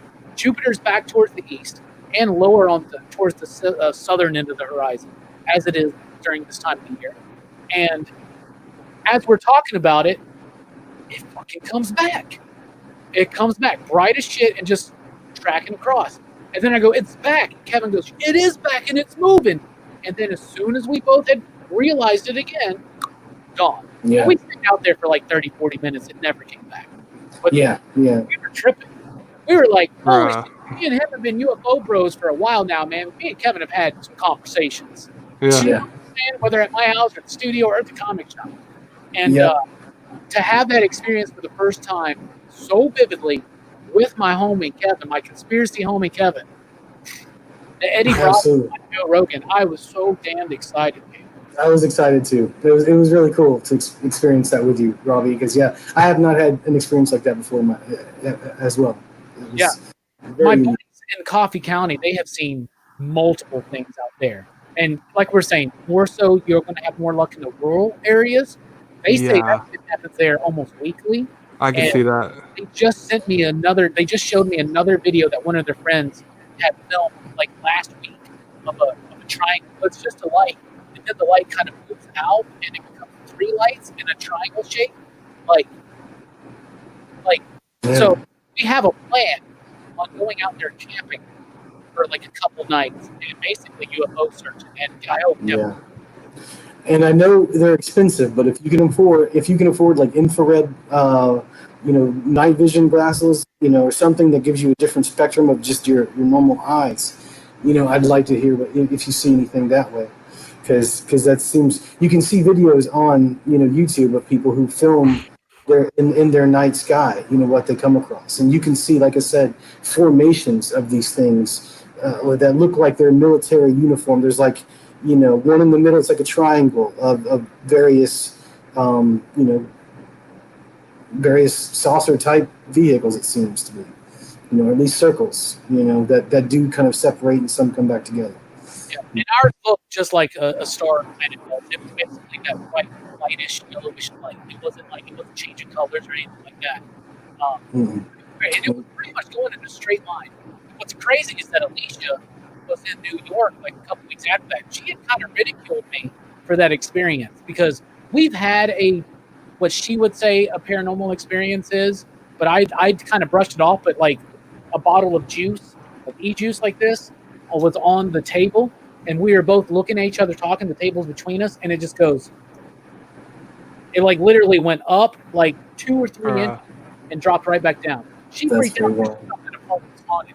She has one night, she was in a hot shower by herself, and she felt like she heard footsteps coming towards her. And so she looked because she thought it was the hair of the dog. And she didn't see anything, but she felt presence. And then even in a hot shower, she got cold. So that's kind of creepy, right? But a couple weeks later, she was in New York. She saw fucking dancing lights in the sky that once she noticed, it disappeared. Robbie, I think are your vocals going in and out? Are you hearing that, Kevin, when he talks? A little bit. I think it's like when you back away from the microphone. That's my bad. No, you're good. You're just going in. It's hard to hear something. I was backing off too much like this. Yeah. I don't know. It's kind of. I turned my audio up a little bit. I've been trying to turn it down because I've been looking at some old live streams I do, and it seems like I'm really loud compared to other people. But whatever. It's all good. But yeah, Strickland, have you ever had a sighting? No, I think I've had experiences. I don't know if Like I would like to see a sighting like you guys are describing. My experiences are just trippy, man. I don't know how to describe anything. I think one specific one I was thinking about this whole time we've been talking is we were in high school. We were coming back from a beach trip from Pensacola Beach, and so we passed through Andalusia, which is like a small town.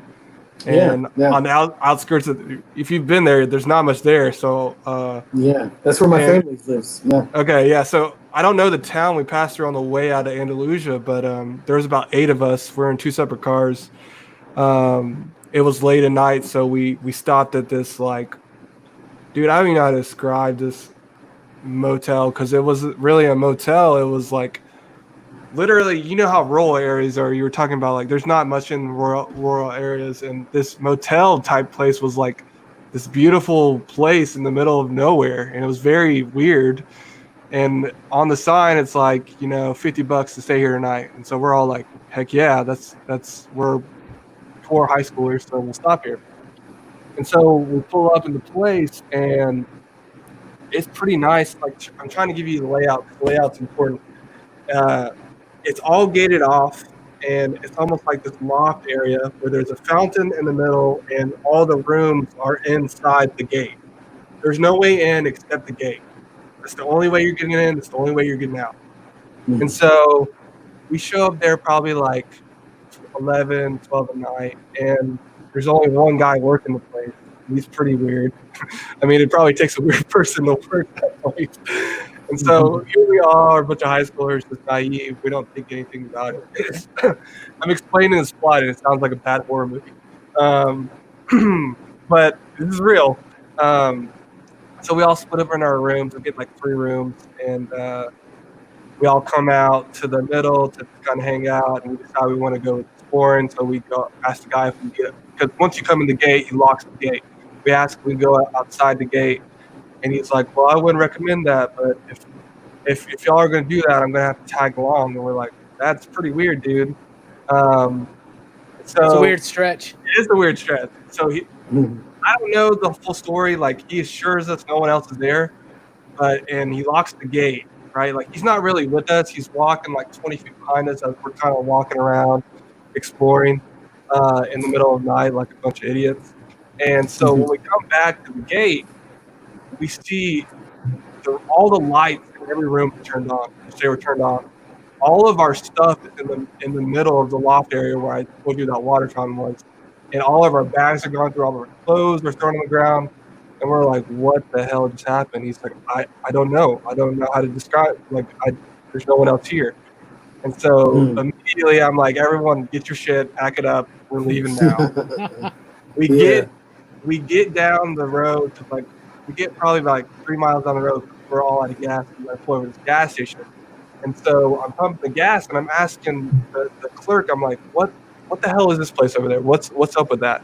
And he's like, I don't know, man. Not a lot of people stay there though. Like, apparently it was built on some Indian preserve ground. And I was like, what the fuck?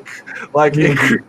and so like I don't know. I don't know how to explain it this day. A part of me wants to like logically explain, like, you know, he had someone there to F with us, that was locked on the inside. But then a part of me was like, I'm pretty cautious. Like, I checked all those rooms. I didn't check the rooms that were locked, but like, I don't know. A part of me thinks it was something to do with that Indian preservation burial ground. So I don't know. It's creepy. Sure. You never know, man. Dude, you never know. You never know. You never know. All right, we're gonna take Yeah. a quick intermission here, y'all. We gotta maybe grab another beer, maybe grab another smoke, whatever you need to do. We're gonna be right Okay. back in a few minutes, but we are taking a short break. Y'all will be right back here on Sounds like Teen Dog Shades Night. sweet. Too sweet.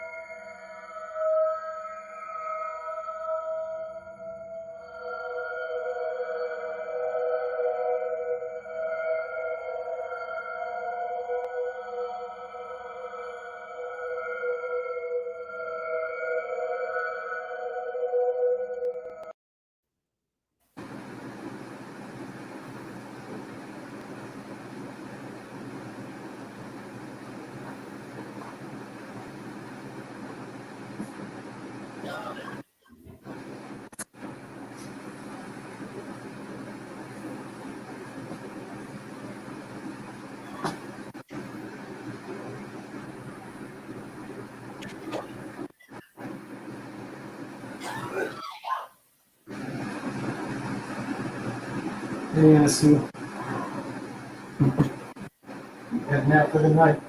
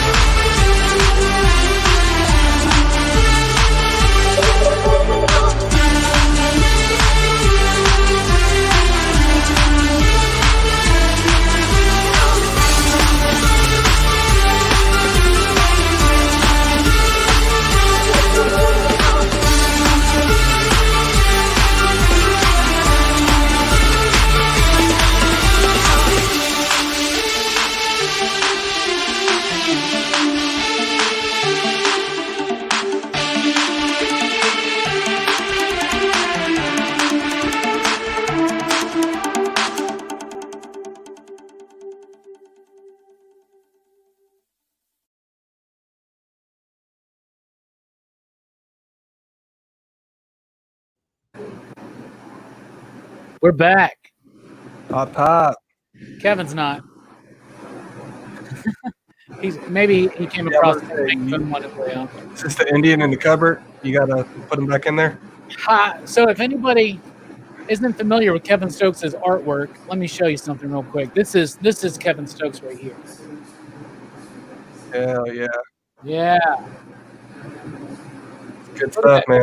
Beautiful font made by Kevin Stokes, who has his mic still on, so I want to mute that for him. Yes, thank you. Yeah. Beautiful work. I have the one that's boxed up right now, but it's just Trinity, Batman, Wonder Woman, and Superman. I don't know if you see them. That one's clean too. Oh yeah.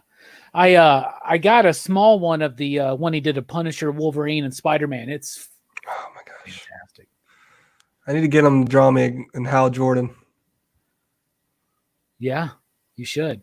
He has one thing that he's done where there's one tiny blade on it. It's the one that he has all the Marvel characters, and then he did all the DC characters. But I've told him, I was like, I need you to do me a blade. And if I get to do my 5-year blade run, Kevin's my artist, man. Your guy right there, yeah. Just see if he can hit a deadline. I'm just kidding. I know he can. That's all he does. Not if he keeps doing Teen Dog Shades nights. I can't wait for him to get back. I feel like we're getting a lot of goodness out of him. So everybody's starting to trickle back in. It seems like we've lost half the viewerships, but that's fine. They're probably out there toking up some weed, getting ready. They're like, oh, it's this kind of a podcast, this kind of a stream. Man, I really wish Dylan could make it. I should let Dylan. We're still going strong, man. Come on in. It's been fun, man. It's been wild hearing some of the stories. That whole secret society shit got me tripped out, bro.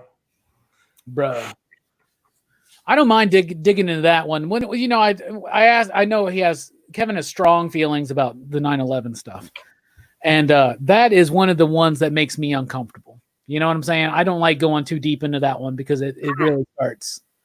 I'm already dissatisfied enough with our government. Yeah. You know what I'm saying? Like, I don't know. It's crazy. I don't like digging too deep in that. But yeah, he's right though. Look up Tower 7. Anyway, man, Kevin just recently moved studios, and he's now with these other guys, and I'm already a fan. I'll tell you, I can just look at that throne, man. I want that. Could you imagine if I had that behind me? Yeah, you should get like a Lord Draken throne kind of going in there. So, like, I guess while we're waiting for him, Yeah, man, I feel like I have different experiences. And have you ever seen The Haunting of Hill House, the Netflix show? We talked about this a little bit. Of course, yeah. That is a lot of my shit, and like I don't know how to describe it in the sense of like a part of me feels like maybe there was a haunting in my life at some point. It's not there anymore, not at all. But like describe some of the things in my childhood and even into my teens, it's just effing weird.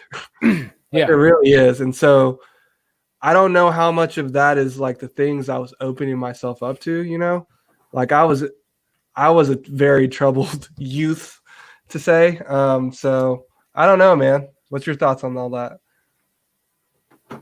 On what, like ghosts and shit? Yeah. I don't believe in ghosts. Yeah. I mean, and you know, I'm ready for Mike to just chime in right in, you know, like all the stuff that you're into, all the stuff you don't believe in ghosts? I don't believe in ghosts. I don't believe in ghosts either. Do you believe someone could be like not overtaken by some sort of darkness or? Yes, because I believe that darkness is within all of us, right? Yeah. And I think that what's very important is not to deny your dark side. And I think this is my problem with a lot of puritanical versions of religions and spiritual philosophies, right? Yeah. Is that you focus on doing the right thing, living by the rules, doing right. Everybody's focused on that, right? Well, there's a bunch of different things that can happen because of that. First of all, if you're worried about not sinning, all you see is the sin around you, right? Sure. And so then you're in danger of becoming a very judgmental person, right? Right. If you're doing that and you're living that life, you're also denying the idea that there is a darkness inside of you. So Wes Craven taught me this. Wes Craven, of course, esteemed horror director. We're big fans of him here at PCP. Oh, for sure. Sadly, no longer with us. It's a weird stretch. But so like he was talking about, like, he's an English professor who directed pornography, right? Who made some very vile movies. His first movies, Last House on the Left, Hills Have Eyes, they both deal with a very depraved nature of society. They're dealing with sexual assault and rape. They're dealing with murder. They're dealing with like, right? And he's like, he said that I have to, like, I can do this because you got to realize, it's very important to realize, and you got to understand that Wes Craven is also an intellectual. Mm-hmm. So, but basically, you got to acknowledge that this exists inside of you. There is a version of Jonathan Strickland that would kill a motherfucker. There is the version right there. You right there are capable of some very most heinous things. For right? sure. I've been watching Bill and Ted. Like absolutely. Like in certain situations present themselves, Strickland, you would straight up kill someone. You have that potential inside of you. If you deny that exists in you, you're in more danger of it actually coming out. Mm-hmm.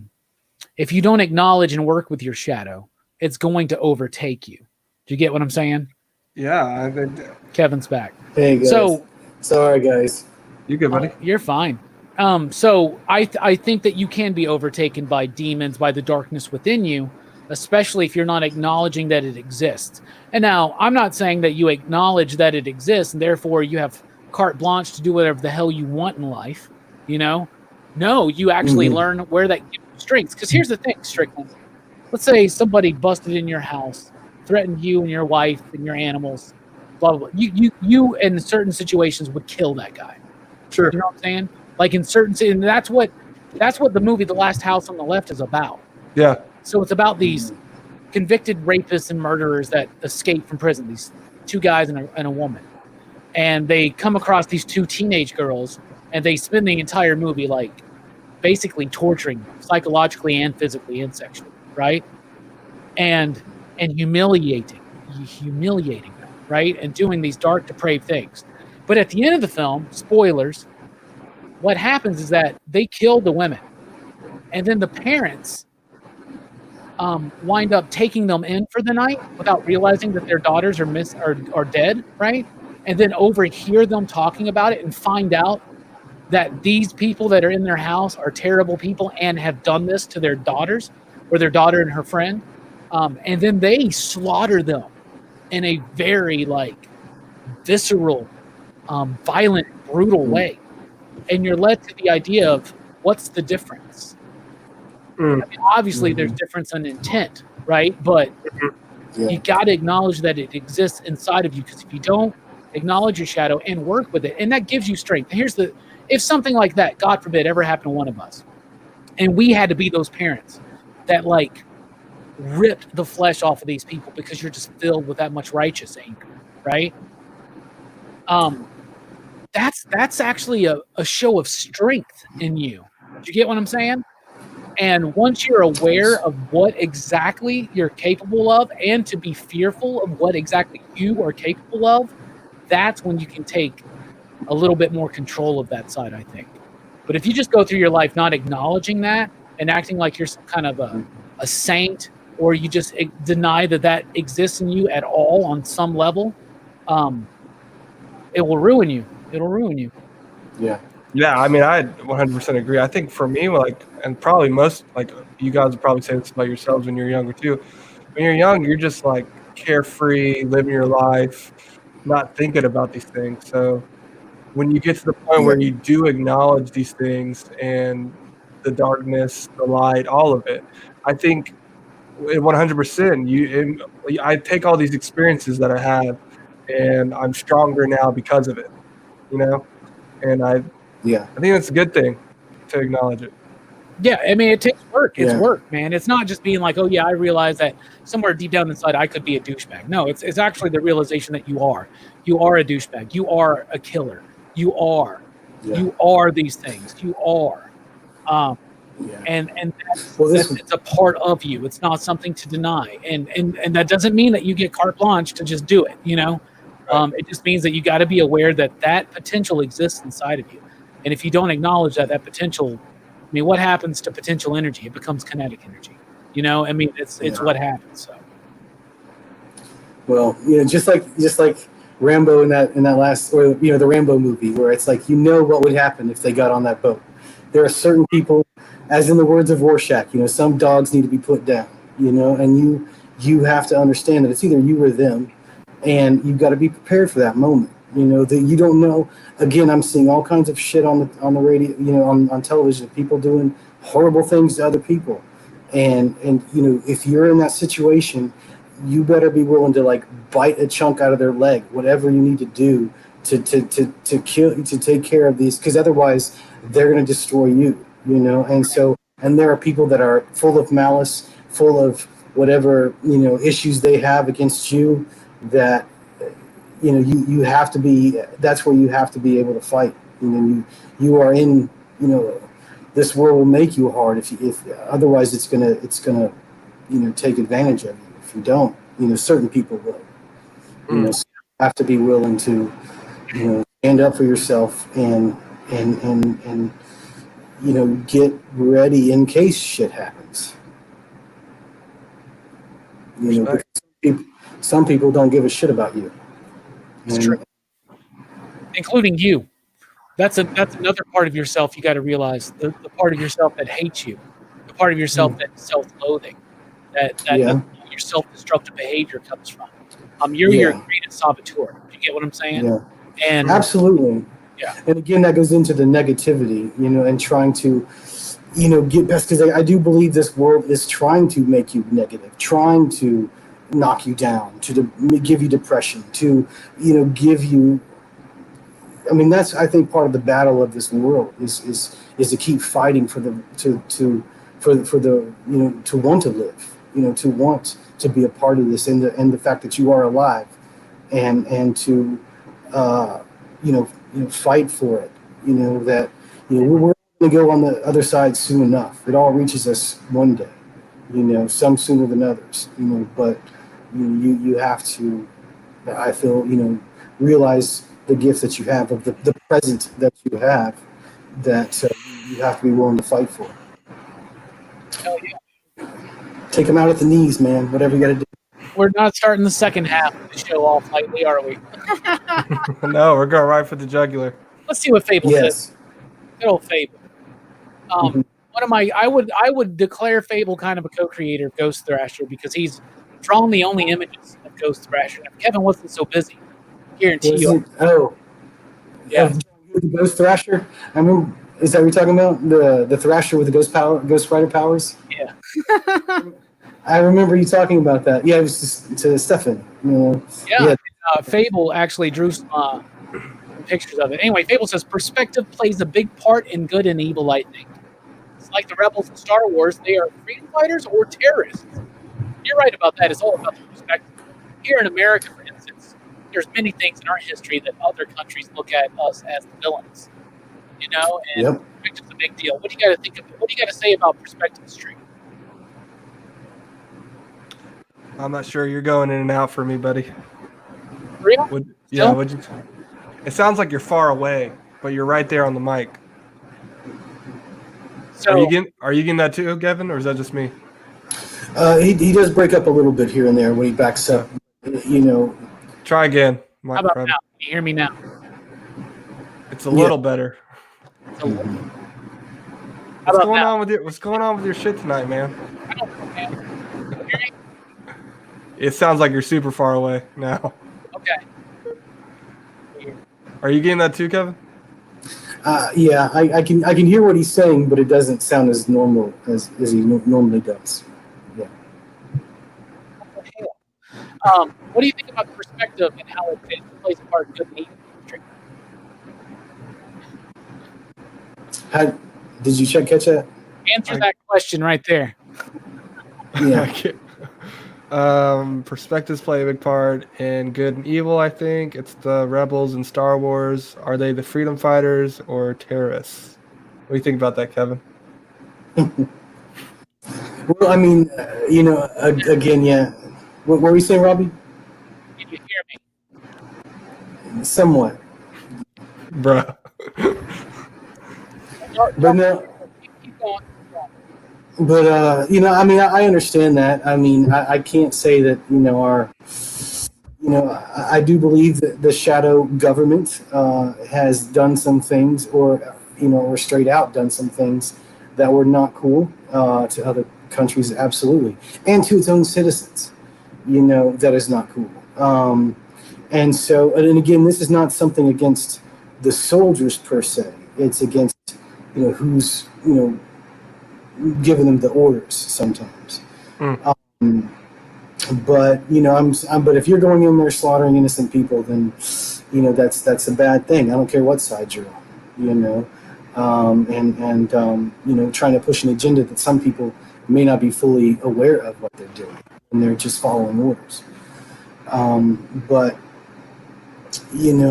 again, if you're on the dark side and you're annihilating a planet to prove a point to Princess Leia, then I kind of put you on the bad side. I think that's pretty damn shitty. Can you hear me now? Much better. Yeah. Okay. Good. Yes. Much better. All right. Good. Had me He's worried. back. I was like, this is a damn expensive ass microphone for it to be up on me. I know. You were talking about that. I'm like, it's kind of breaking out on you, man. Yep. But like Strickland, I'm going to need that Yeti back. That's fine, buddy. Whatever you need, man. I'm just kidding. You're tripping me out. Really? No. You good? Tripping me out, man. You good, man? I'm good. You good? I'm good. Kevin, you good? We are good. I'm good. Good to go. You're good? Out there in the chat, what do y'all want to talk about? Everything paranormal and craziness is pretty much up for grabs. Pretty much. Pretty much. What beer are you drinking, Kevin? This is an ice house, actually. So yeah, that's what I'm drinking right now. Oh, a craft beer. Yeah, 5.5. Yeah, exactly. Craft beer. Just what was picked up. It was in the fridge. It was picked up, and they said, "Hey, knock yourself out." Hell Oh yeah, man. That's always good. yeah. Free beer's fine. Like I said, these people at Vulcan Forge are really great people. So, What do they do there? well, Jeannie does a lot of fantasy illustrations as well. So she's an artist, and Bruce is more of a engineer, tinkering kind of guy who just kind of puts a lot of stuff together. And makes radios. He's like where he can take one of those pocket watches from like the early 1900s, and take them apart and put them back together. All these intricate little pieces. And then there's another lady who's got some leather work that she does, a lot of masks and stuff, and but yeah, just all kinds of random stuff. You need to come check it out. It's a really good. It's really good. Gotta do that. Well, okay, we got one. I don't quite get this question, but what's beyond dimensions? Consciousness. Yeah. That would be my answer. Your reality. Yeah. Not this dimension. Kevin, here's something I want to ask you. We know where you stand on UFOs and government conspiracies and all that stuff, right? Yes. Y'all can hear me? Y'all can hear me? Yes. What? No, I'm not saying you're good. What do you think about like cryptozoology? Talking about like Bigfoot, Loch Ness monster, the Yeti, all that stuff. I didn't know that was the correct term for that. That's what it's called? Cryptozoology. Okay, cool. I haven't studied it as much as I'd like to, but I could see where people, can think of the possibilities. Like I said, I remember we talked about this briefly, but I mean, there were giant ape-like creatures that lived in a prehistoric or, after dinosaurs' time. I mean, they have them in the museum. You can see, and there's stories of like you said, Yetis, abominable snowmen, Bigfoot in all cultures. So it wouldn't surprise me that there was something around, but I it's hard. It's hard to really, say for sure on that kind of stuff. I haven't, because like I said, I've listened to military guys who said that was like their job. They had went out and hunting some of these things down and didn't, like one guy who didn't know that was the gig until he got there. But he sounded like he was legit, or he sounded like he was real. But anybody can say anything. So it's hard to know for sure on that. I think there's possibilities, just like the realm of giants. It's like I do think that it's possible, like all those mega structures back in the day. It's possible that humans were much bigger. You're bringing up the Nephilim, man. You bringing up the Nephilim. I am. Absolutely. That's where they talk about giants. There's all kinds of stories of the Smithsonian hiding bones, people finding graves of people, much bigger than us that they're hiding the bones of, and newspaper printings, that say that they found these bones, but you never hear of them again. They come out. Some pictures are kind of wrong, and there's some pictures that are completely fake. That they're completely Photoshop fake. So it's hard. Again, this goes into another conspiracy. I think there's a lot of hidden ancient knowledge, a hidden ancient technology that is suppressed from us, so that they can keep the narrative of what they're teaching in their schools. Yeah, I 100% agree with that last statement. I mean, Robbie knows this. I know he's dove deep into the Egyptians were onto some shit, bro. Like they were way farther ahead than everyone else. I feel like they were on to something, and like I feel like we don't know all of it, And was it the Aztecs or the Mayans that just like straight up disappeared? The Olmecs. You know what I'm talking about? Olmecs. That's what it was. Yeah. Just straight up disappeared as a civilization. And I'm just like, bruh, come on. Yeah, and there's actually there's certain people and journalists and archaeologists that maybe have drawn a connection between the Olmecs and ancient Egyptians, because the idea that like Robert Schoch and Anthony West came up with this idea that the Sphinx is way older than they say that it is, and it's because there's water erosion on the Sphinx that is common with rainfall, heavy rainfall, right? Not wind erosion. Wind erosion eats away the layers, the softer layers first, so you wind up with this jagged pattern in wind erosion. But when you get this like kind of a more fluid kind of shape like that, that's water erosion. There hasn't been heavy rainfall in Egypt in the Sahara Valley for a long time. And so that makes him date the Sphinx back to almost as far back as he would say, and he's a bit more conservative on his views. He would say maybe 10,000 years ago. And right now we think it's like, what, 3,500 years ago or something like that, or 3,500 BC, something like that. But way older. Yeah, the thing's much older than what it was. And there's even stories of, like, not only the Mayans, I believe, but the Egyptians, where they said they built on what was there. It's like they didn't really, like they found this stuff and built on top of that. So that they're even older civilizations. Because like logically doesn't make any sense how they built those things if they did build them when it, you know what I'm saying? Like they didn't have the technology obviously we have here unless they did, or I don't know. It just trips me out. Yeah. I mean there's megaliths that have stones and that are 100 tons or something like that or more. Yeah. I mean, stuff that we can't lift today, that it's amazing. So Strickland, you see that right there? That's the enclosure of the Sphinx, right? Yeah. Do you see how the pattern right there? Yeah. Of erosion? This is water erosion. This is water pouring over hundreds of years, right, into this area. Right. And so right here on this image, oh, that's super tiny. That's way too small.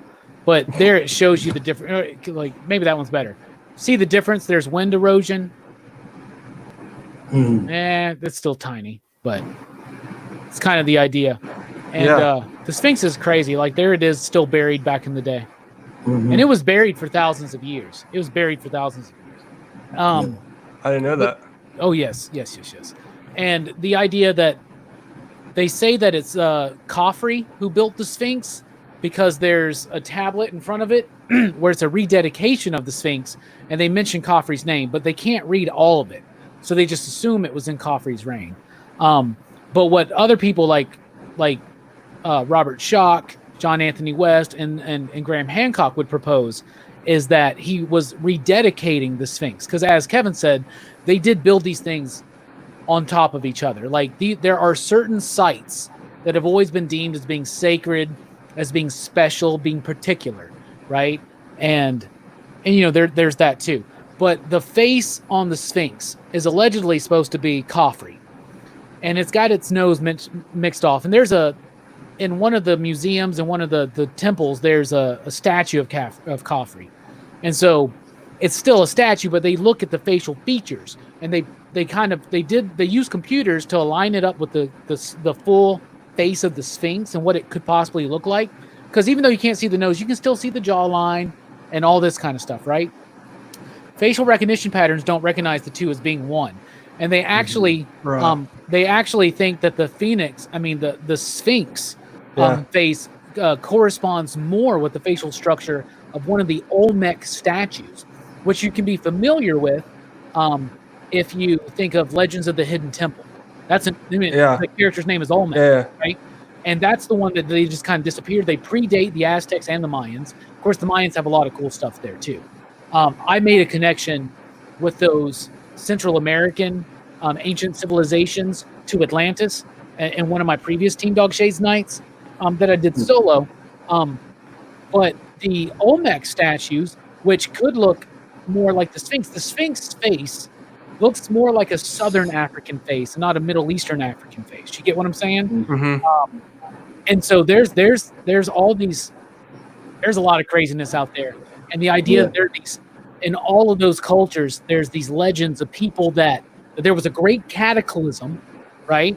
Whether it's a flood, right? And so they would lead you to the idea that there was maybe a comet collision or something like that. So like society had hit a certain point. Oh, we're not talking about flying cars and shit, but they knew math. the pyramids are the Great Pyramids are done to true north and south. That's incredibly hard to do with the naked eye, right? They knew more about astronomy than we knew. Like, I mean, all we know about astronomy, I mean, that's really in the last 100 years. All the stuff before that, we were It really really is. Yeah. right? Yeah. But they knew shit that we didn't.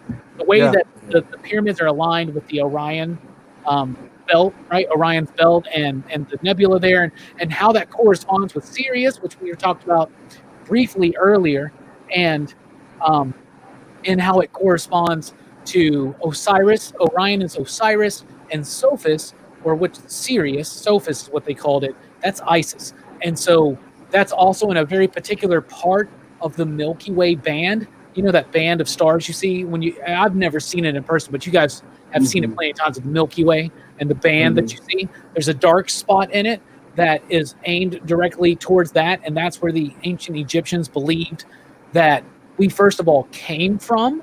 That's where the Neter came from. The Neter, the gods, they came from that area in the sky. And when we die, we go back to that area in the sky. And that's why they have the chutes in the pyramids aligned to go directly towards Orion, out towards that area. And there's so much representation of the solstice and this. And just look at things like Stonehenge, you know, and how it's aligned with the solar solstice and all that stuff. You can't just... We're talking about people like... We literally think civilization started, and then all of a sudden they're building fucking pyramids, and they know astronomy. And then all of a sudden that information is lost. And like, it's almost as if they were picking up from a lost civilization. Yeah. Not talking about necessarily like in Atlantis that sank in the ocean or anything like that, but that we had hit a pinnacle and then something happened and it wiped out the majority of the people on the earth. And now we have a restart almost in a sense. And it's a restart. Yeah. And there were certain people that had memories and they would travel and they would teach these things to other people. Here's something very interesting about Sirius. There's a book by Robert Temple called Sirius Mystery. You got to check it out. So Sirius is a very important factor in all of my studies. Through all these different people, it all corresponds and correlates to Sirius. There's this tribe in Africa called the Dogon tribe. Just coincidentally, the Dogon tribe, Dogon, dog. Okay, just coincidentally. That is weird. They were an uncontacted tribe. So when they were finally contacted, people were studying them and their mythology. They believe these fish people came from the stars and gave them information about Sirius. And they said, when we found them, they said Sirius has a planet orbiting it. In fact, it has 2 planets orbiting it, right? There's a planet orbiting it, but there's 2 stars. They said Sirius is 2 stars. There's 2 of them. Yeah. We didn't know that, right? Okay? Yeah. So they say that these fish people, and fish people is something that you're going to find pop up in a lot of these stories. But they said that these fish gods came down from the stars and told them that they came from Sirius. There's 2 stars up there, and there's a planet that orbits it, and blah, blah, blah, this and that, right? Well, years later, guess what we find out? Sirius is a double star system. In fact, now we believe it's a 3-star system. There's a Sirius A, Sirius B, and a Sirius C. And then there's a damn planet that orbits one of those suns. This uncontacted tribe in Africa, which anybody else would look at and call primitive in a very narcissistic way, in a very derogatory way, knew shit about a distant star system before we did. How does that happen? Yeah, it's insane. I mean, it kind of reminds me of when I was looking up which are like known to be one of the first civilizations of man, and how they would have a picture of like the universe with the circles representing the planets and all this kind of stuff. And this was thousands of years, and it's like, how would they know that there's spherical objects floating? Yeah. And they said you got everything from them, from gods that came down and gave them their knowledge. Yeah, there's like Sumerian and Babylonian imagery where you can see the sun in the middle and 6 or 7 planets orbiting it, and like, I thought we didn't know. I thought we thought Earth was the center. This whole idea that we have of this Western Eurocentric view of history is probably wrong, because it's based on, they always say history is written by the victors, right? So here's a thought experiment, okay? Let's say God's forbid, let's say some kind of catastrophe happens today, right? Sure. Wipes out the majority of humanity, right? We go into nuclear winter and all kinds of stuff like that, right? Okay, right? Who survives? Do you know who would survive? Those tribes in the Amazon, those tribes in Africa, those people that already know how to hunt, gather, and live off the land. Yeah. Our culture would crumble without communication, without satellites, without power. Y'all, we've seen what's happening during this COVID pandemic. We were down here when there was a blackout, like several years ago during a tornado outbreak. There was a week-long blackout. That was a hard week to get through. We would die. We would die out, right? So who would remain? It would be these tribes, these uncontacted tribes that live off the land. Those are the skills you need to survive. Sure. And without this like cushy, soft existence around us, right?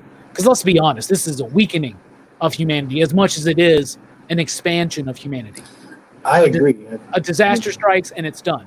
So they would survive, and they would be like, there were these people on this planet long ago, and they could call up information on a black box. They could talk to each other across far distances. They had these lines of power. They would build these towers, and they would connect them, and they would transfer power across. And we're talking about power lines, right? But in the future, to them and their descendants, that would sound like we were magical entities. Do you know what I'm saying? Like some kind of crazy lost civilization. So maybe that happened before. Bruh. What do you think, Strickland?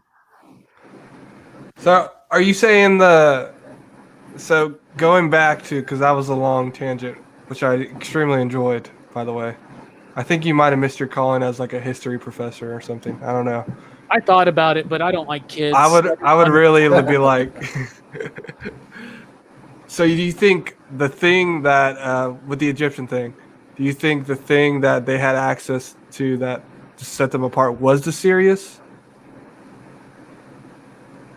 Well, that's part of the mythology, right? But what set them apart is they had vast knowledge of building, right, of astronomy, of geometry that took us a lot longer to develop in the Western world, right? But it seems like they were on some shit in the sense of like, who the fuck came up with like mummification? Like that is like an extremely gnarly process. You know what I'm saying? Like, who is giving these persons these ideas? Well, the whole idea of like worshiping like what's the cat god? Like that is interesting to me because like I have cats and like I've honestly had cats for like the past 3 years now. It like makes sense to me because they're like extremely intelligent creatures. You're talking about Sekhmet and Bast. Yeah.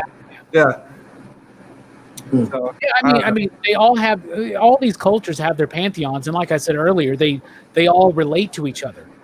Thoth is the same as Hermes and Mercury, and even Loki, but just slightly different aspects of it, right? They all represent something within us. The ancient Egyptian would tell you that they got all this information from they call them the Neter. That's basically their gods, and that they came from, the valley beyond the Nile. They came from beyond the horizon, towards the Orion and Sirius system. Osiris and Isis are two big figures in their pantheon, and so Osiris is represented in the sky by Orion. It's weird. Another interesting thing is that the constellations change through cultures. Like the Egyptians see certain things as like, crocodiles or rhinos or things like this, and other cultures see them as different, but the same constellations actually still exist. We just see them differently, and this fascination they had with the stars, and that we came from the stars, and that our ultimate destiny is to return to them. Well, that's what I'm saying. I'm saying that with the Olmec idea is that like I do believe that there was travel back and forth between the Americas and Europe and Africa. That's what I'm saying. Is I think they say that doesn't happen, but I say that it did. Yeah.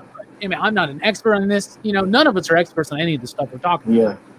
But like we talked about before, that they find pyramids in a lot of different places. So there may have been an ancient, civilization long ago that eventually with the cataclysm or the changing of the earths, or changing of the earth, got separated or something. Again, may have been a cataclysm or two. But they're finding pyramids all over. The Mayans and Egypt and various places. Yeah, it seems like some sort of traumatic thing, like y'all are saying, a comet or a flood happened, because even they have the building structures that are actually in the ocean. You know what I'm saying? Like, how the fuck did that get there? Like it's strange, man. Well, a comet impact would lead to flooding. True. Especially if it happened at the what do they call it? Is it the Pleistocene area?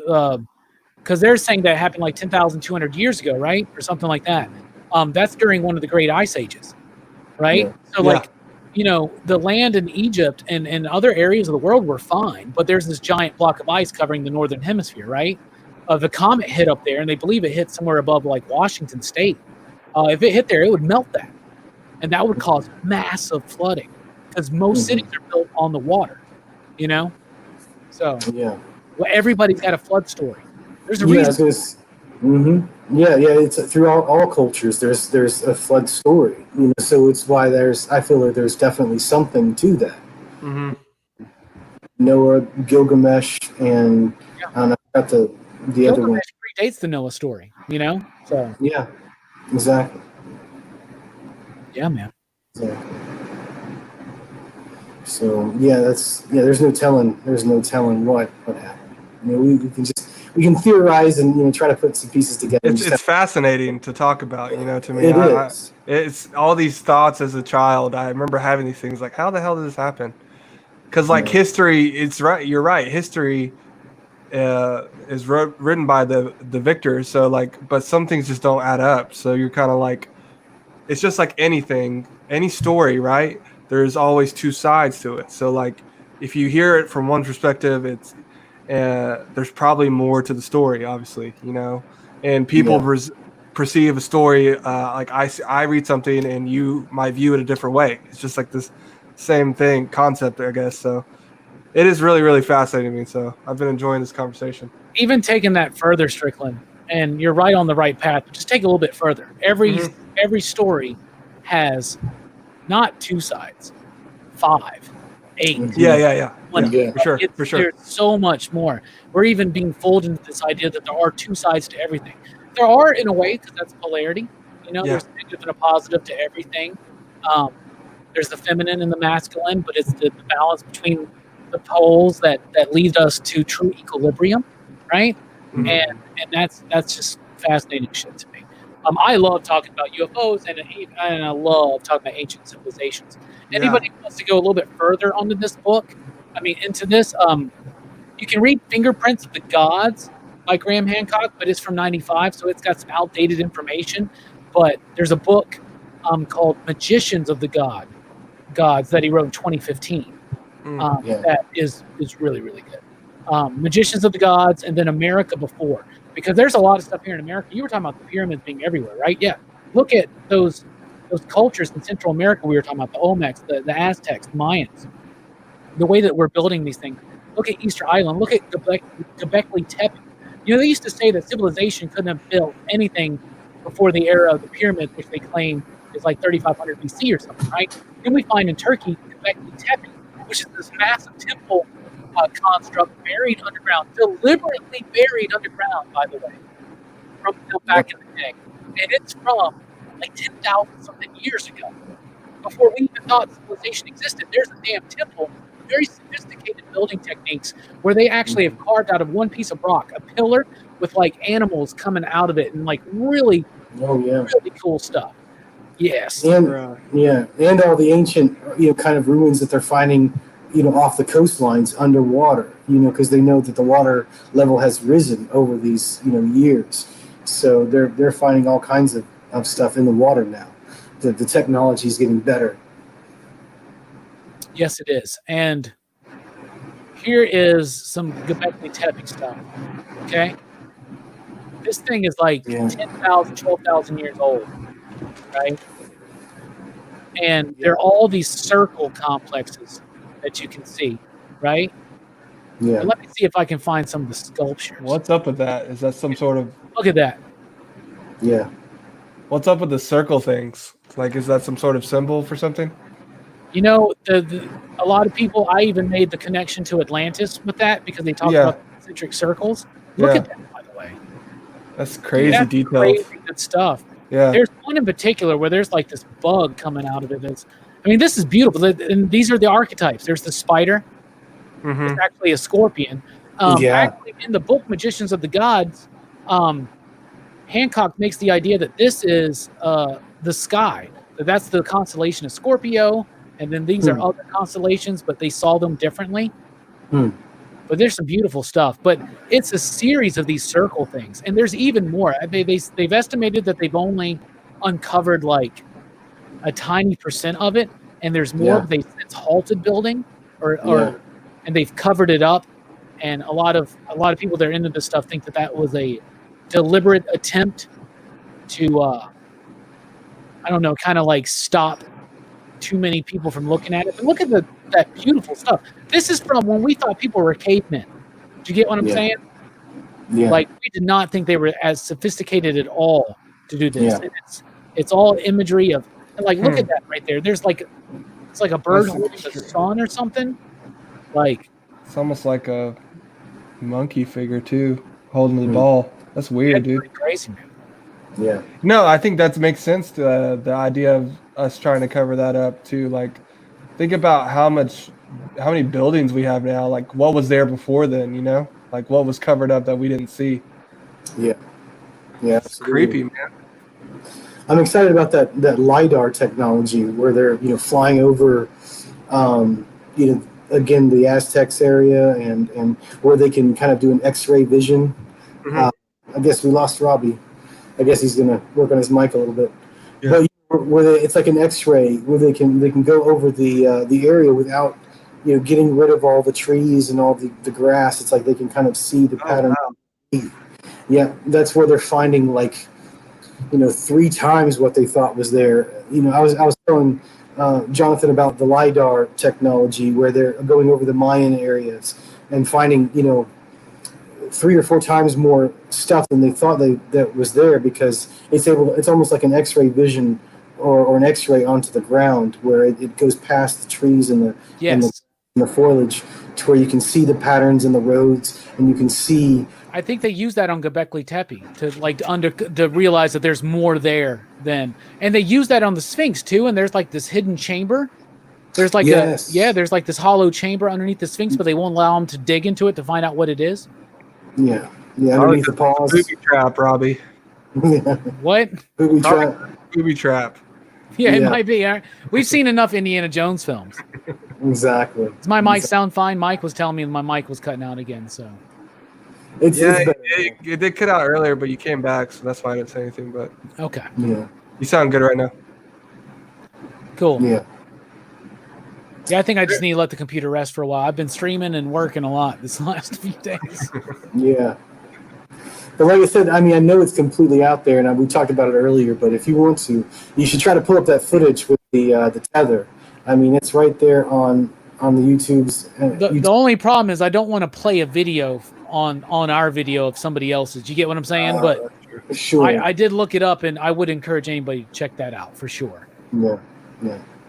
They want to tell you it's swamp gas or Venus. It's. Oh my God, that stupid ass shit, right? Yeah. They always come up with the dumbest explanations for this shit, man. Yeah. Ridiculous. How you doing down there, Strickland? Dude, I'm vibing. That got me tripping out. I wish Dylan was here, man. I feel like we'd blow his mind too. Yeah. The thing too, I guess we all agree, just the ancient civilization stuff is just so fascinating. The thing too that trips me out with it is it just seems like intellectually they were just way ahead of us. Even now, I'm speaking to myself as I say this, I don't dive into things like I should. I get too caught up in my own thing, watching Netflix or whatever. But it just seems like they had less distractions, you know what I'm saying? And we are not at like anywhere that, like, it doesn't feel like it to me, at least, that we're not anywhere where they were, you know, intellectually wise. They were like just on some crazy stuff, bro, like ahead of it. Yeah. And so, and especially spiritually and philosophically, Yeah. I think, yeah. Yeah. It's like their whole culture was designed around this, you know? Not Yeah. saying that I want a theocracy in my society, you know, No, but like I do there love my was this chicken sandwiches. I mean, yeah. But there was this idea of, you know, just our part in all of it, you know? And there's a lot of if you start diving into ceremonial magic, especially if you go towards a Crowleyan, Golden Dawn, Regardian type area of it, you wind up learning a lot about the Egyptian, you know, theology and how that corresponds to the human experience, and it's fascinating to me. It's fascinating. you talking about like how they mummified them and stuff? Man, that's a part of it, but I'm just talking about their way of life and their mythology and what they thought, and the way that they would ritualize their lives around that in a way. So, I don't know. Yeah. So, that was fun. But I don't want to leave the show tonight because I think we're going to go for about 30 more minutes if y'all are cool with that. Sure. Yeah, no problem. So, Strickland, I told you I sent you some documentaries and whatnot to watch. Did you check any of those out? I didn't get to it, but yeah, I was writing a review for Stargazer. Oh, good. Should have it in your inbox. You'll check them out now because Kevin, I want you to start us off, but I want you to start talking a little bit about Bob Lazar because I know you're really into that. Sure. I mean, I actually was listening to him a little bit just the other night. But yeah, again, like he was one of the guys who worked at Area 51, or at least what he said was S4. S4, yeah, Section 4, right? S4. Yes. So again, he was involved with what he says is analyzing the technology of these crafts, these UFO type crafts, saucer crafts, and that there were various models, and that they were again trying to re-engineer and figure out how they worked. And he said some of these are much older than what people would think they are. But again, he came out talking about an element. I can't remember the name of it. 115. Yeah, 115 something. Which they discovered. Well, yeah, so he was talking about long before that it was discovered. So many people kind of just try to discredit him, but as they try to wipe his records, try to deny that he ever worked there, you can go back and find his name in like a tax form or like a phone book, whatever, that shows you that he was there. And so, and him talking about John Lear Jr., and how they went out to go, and he knew exactly when they were doing a test flight and all that kind of stuff. So that's why I'm like, they're talking about this stuff now. They've known for 30, 50 years. I mean, there were UFOs that flew over the Capitol in like 52 or something like that. Now, whether or not they were ours or whether or not they were extraterrestrial, I don't know. But they've had this technology for a while. I mean, even it's known the Nazis at the time were messing with this kind of stuff, this technology. So it's been around for a while, and that's why I think they're hiding it for another agenda. Yeah, but, and he had mentioned like you were talking about that some of these he said that some of it was from the Roswell incident, some of the recovered stuff, but he said that there were archaeological digs in which they found extraterrestrial craft. Like they were digging like into the ancient days and they found craft, and that's what they were working on too. And he's working on this anti-gravity device that's powered by element 115. Everybody ridiculed him, and they said that no, he never worked for the Los Alamos laboratory, right? But then he's in their phone book of employees for that year, right? That reporter from Las Vegas takes him there, and he walks through the place, and everybody's saying hi to him like they know him, and he just knows exactly where to go. They have a filmed test of him. He apparently he still had some. I don't know how he got it, but he had more of this element 115, which is moscovium.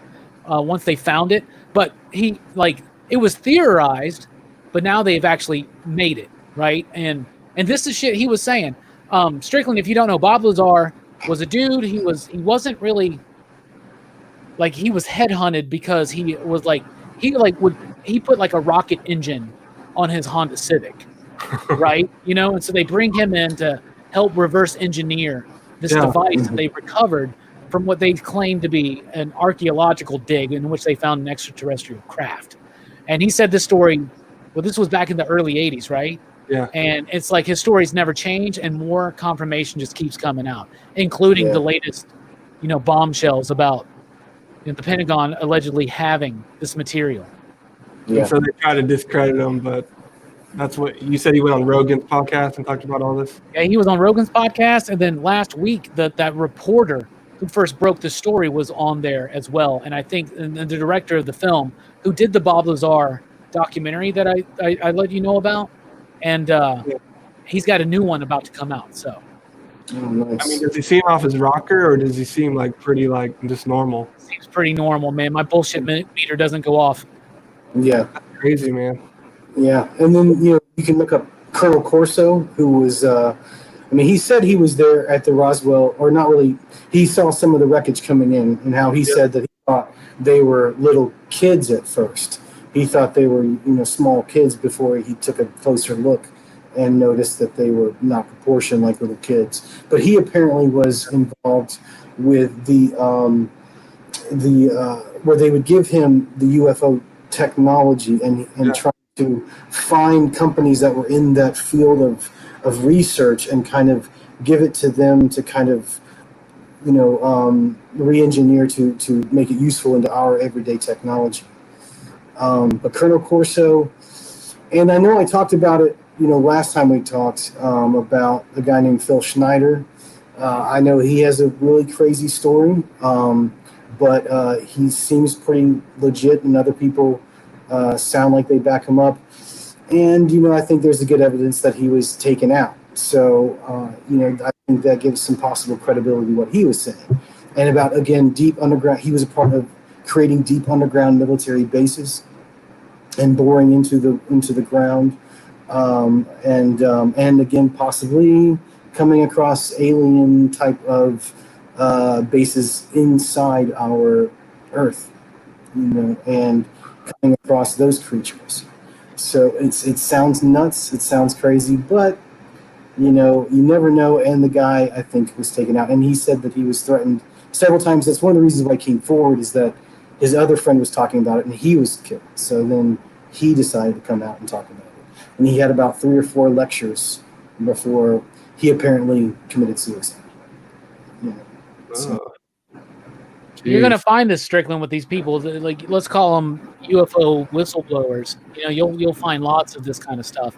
And the way that people get threatened. Apparently when they were breaking the Bob Lazar story, there were other people that were going to, talk to confirm that. And they got severely threatened. And so they shut up. And I mean, the X-Files is on to something. A lot of it's BS too, but I mean, they're real stuff. Bruh, yeah. Strickland, after all this talk tonight, have you changed your thoughts on any of this type stuff? No, I mean, I think I haven't had any experiences, like I said, with that, but I think for sure it's there. I think obviously I agree with both of y'all in the sense of there's a cover up some sort. I don't know, man. Y'all are tripping me out with the Bob Lazar stuff. So was there you've both mentioned, I haven't really had any exposure to this until tonight. So you both mentioned we've found some sort of material in aircraft or whatever from extraterrestrial, but has there been any evidence? I mean, I guess not, because it would just be covered up at this point, of a being or of being exposed to some sort of being, extraterrestrial being. Well, plenty of people have experiences where they allegedly seen some. Yeah. And then the strongest stuff about the Roswell incident, is that was a crashed spacecraft that they found 3 bodies in. And 2 were dead and 1 was alive, or something like that, right, Kevin? You probably That's what know I've that. heard. Is that one of them was alive or something, and that they were able to either keep it alive for a while. But again, it's so hard to really. It's been a while since I've listened to some of this stuff, but like I said, Colonel Corso, he talks about again, what he saw that day, and like I said, I was earlier I was talking about the lady Donna Hare, who again worked at NASA and was involved with airbrushing photos from NASA on what may be on the moon, and vehicles flying above us. But she remembers that her mother heard them say on the radio that it was a saucer crash, and that was the initial reports, man. Like the Really? initial reports were that they have recovered a spacecraft, and some of the reports even said that there were bodies recovered, and then the very next day it's a weather balloon.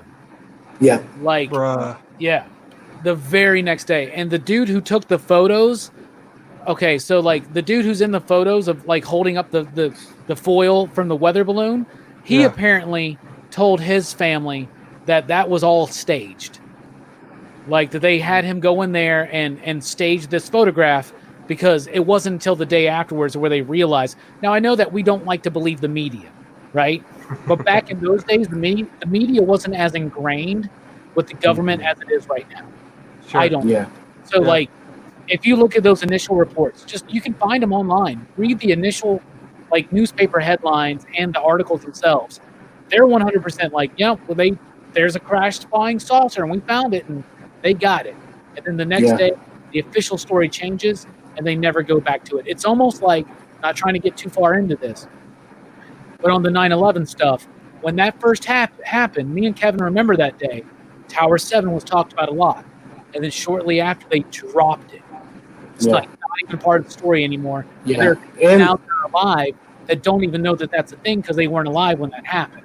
You know? Yeah, because people just believe the official story and they don't think about it any more than that. But again, not only was it not talked about, but they came out with 2 or 3 different ways on how it collapsed, trying to keep changing the narrative to make it more plausible. But anybody can look at Tower 7, and it was a complete, implosion. Where it was brought down to its own footprint. And I'm sorry. I mean, those buildings fell to powder. There's just no way that would happen. And you can listen to Richard Gage, who is involved with all kinds of architects and engineers who discredit the official story. And so I don't know how much more you want to go into it, but I don't. But back to the Roswell thing, that is another example of the official story changing, like immediately, and that's what happened with Roswell. But when was the Roswell thing? What year was that? 47. Okay. And it was kind of the start of the modern UFO craze. Yeah, I'm about to say. But there are UFO sightings before that.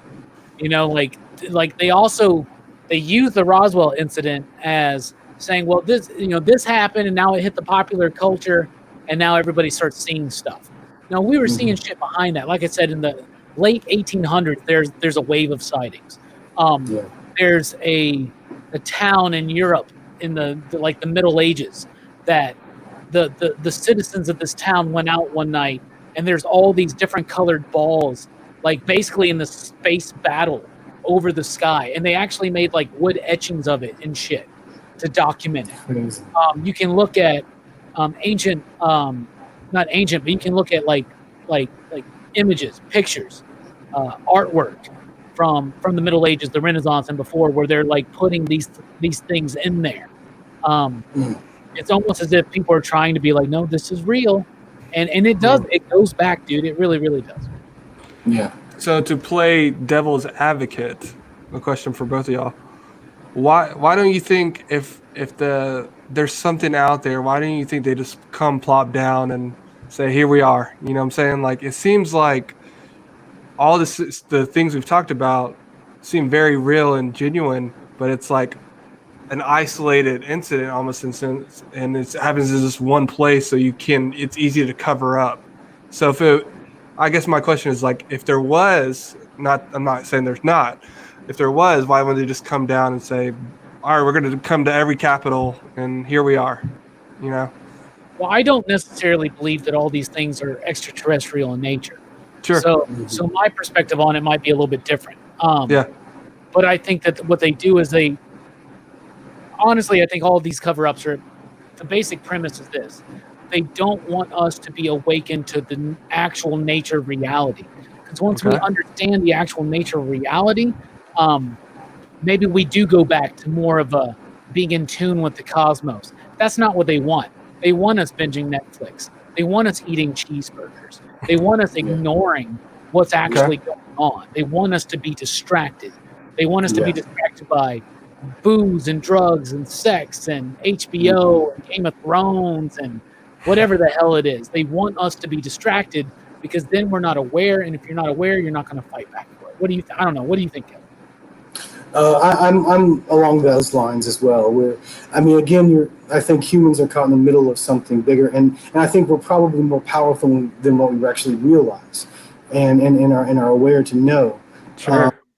But I think again, it's like the movie They Live, to where it's like they've been here. There's some that probably had a hand in guiding us throughout these years, and it's about, again, depending on where you want to go with it, but it's about control of us in a weird way, about suppressing us and keeping us, like you said, distracted. And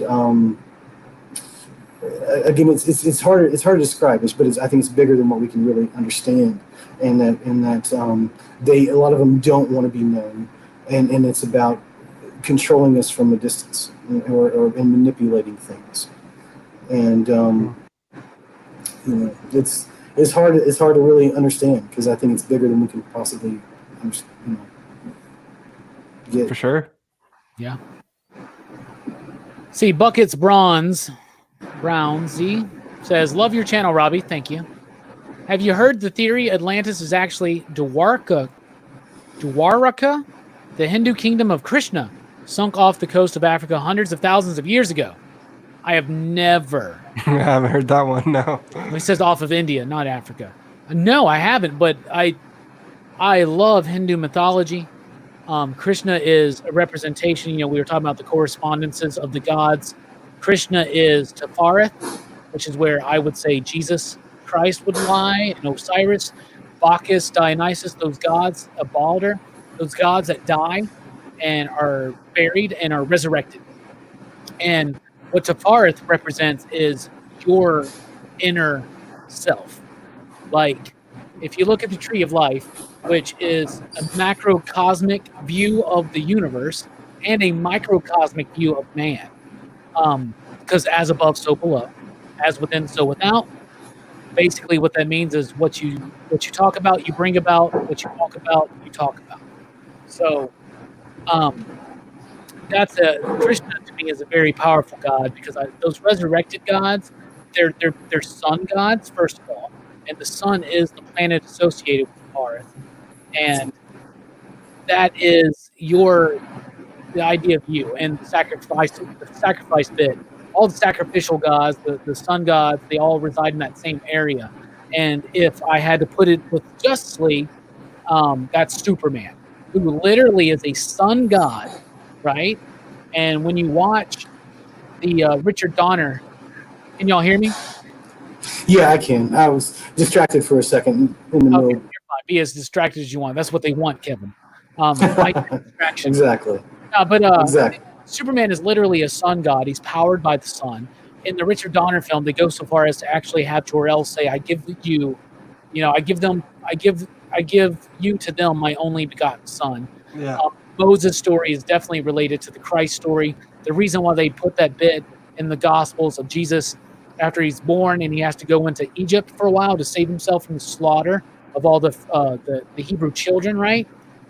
They added that in to reflect the Moses story, because that was part of the Moses story. So just like Moses, Superman is in a world that's about to be destroyed and go extinct, and he's put into a carriage and sailed down the space river of the Nile, right? Nice. And he literally died and was buried and resurrected. That really happened. And what's the most popular Superman story of all time? Yeah. The death and return of Superman. Yeah. Yeah. what's the greatest story of all time according to American cinematography?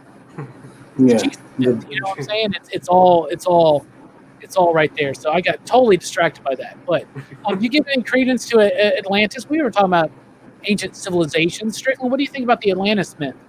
Yeah, I mean, as a kid, that was like one of my first big things I was into.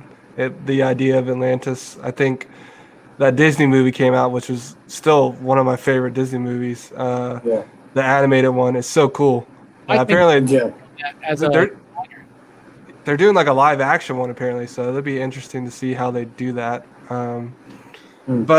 Yeah, I hope that there was some sort of thing like that. I know you've done your video on it. I don't remember too much about it, but it's an interesting concept for sure. At least the movie was portion of it. I don't know too much about actual wise any of it at all. So we should watch that video I did. okay. What do you think, Kevin, about Atlantis? I mean, I admit I haven't really studied it as much. I mean, it wouldn't surprise me that there was, again, an ancient, civilization that was wiped out through some kind of cataclysm. You know, we were just talking about the big flood that goes throughout all cultures. So it wouldn't surprise me at all that something existed, back then. Just like a lot of the stuff we've been talking about. So it wouldn't surprise me. I just don't know much about it myself. What do you think about the ancient alien theory, Kevin? Well, I think that goes into, again, what we were talking about earlier about the possibility that they've been around for a long time and they've kind of, there's some that, and again, there may be more than one race, which is where we talk about some of the darker ones that have, more of a negative agenda against us, and then maybe some that are more positive.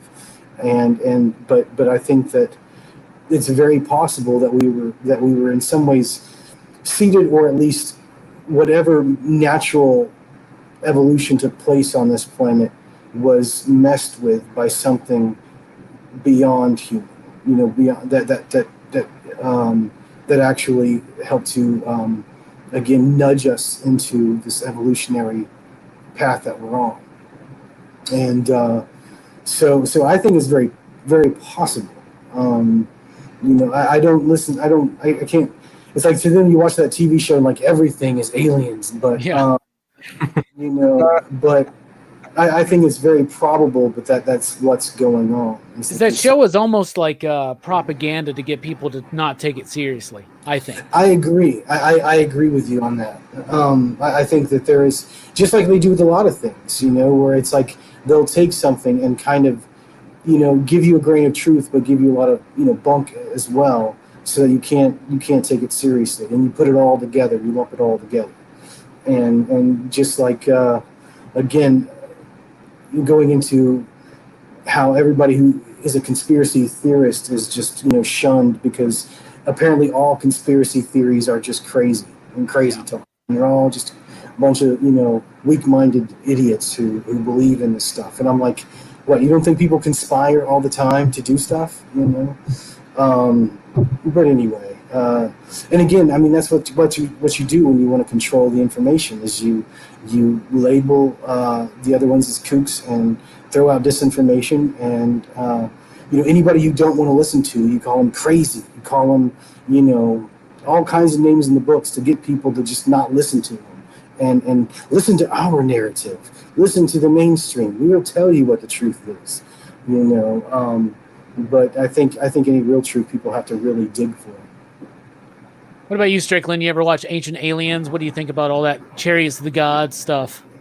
Yeah, I was gonna say I never watched that series or whatever. Is Ancient Aliens just the idea that they were there in the ancient civilization time? Yeah, and that's where most of our mythologies come from, and that they gave us the technology to like build the pyramids or this or that, and all kinds of stuff, right? So, Eric von Däniken, is that his name? He's the one that wrote Chariots of the Gods. That was the first time I was introduced to this theory. I would say this, that the first season of Ancient Aliens, because it started off as just like a mini series, that's pretty solid stuff to kind of watch, and it's interesting because I don't necessarily think it's all ancient aliens. I think that sometimes the ancient alien theory, or they call it ancient astronaut theory, I think it kind of takes away what man is capable of, right? But especially when you start hearing that more and more Bob Lazar's story starts becoming more and more confirmed as we're getting along the ages here. And the idea that he said that some of this craft was very ancient from an archaeological dig, like, yeah, man, you know, I mean, dude, yeah, man. And but they would say that, like, for instance, like they would think that like all the mythology of Hindus, right, the Hinduism, right, Hinduism mythology and their story, that's actually describing real space battles. So when they're talking about these gods and flying chariots, they're talking about actual like entities, aliens possibly, on like flying craft. I know Strickland. I know that you've studied and read a lot of the Bible.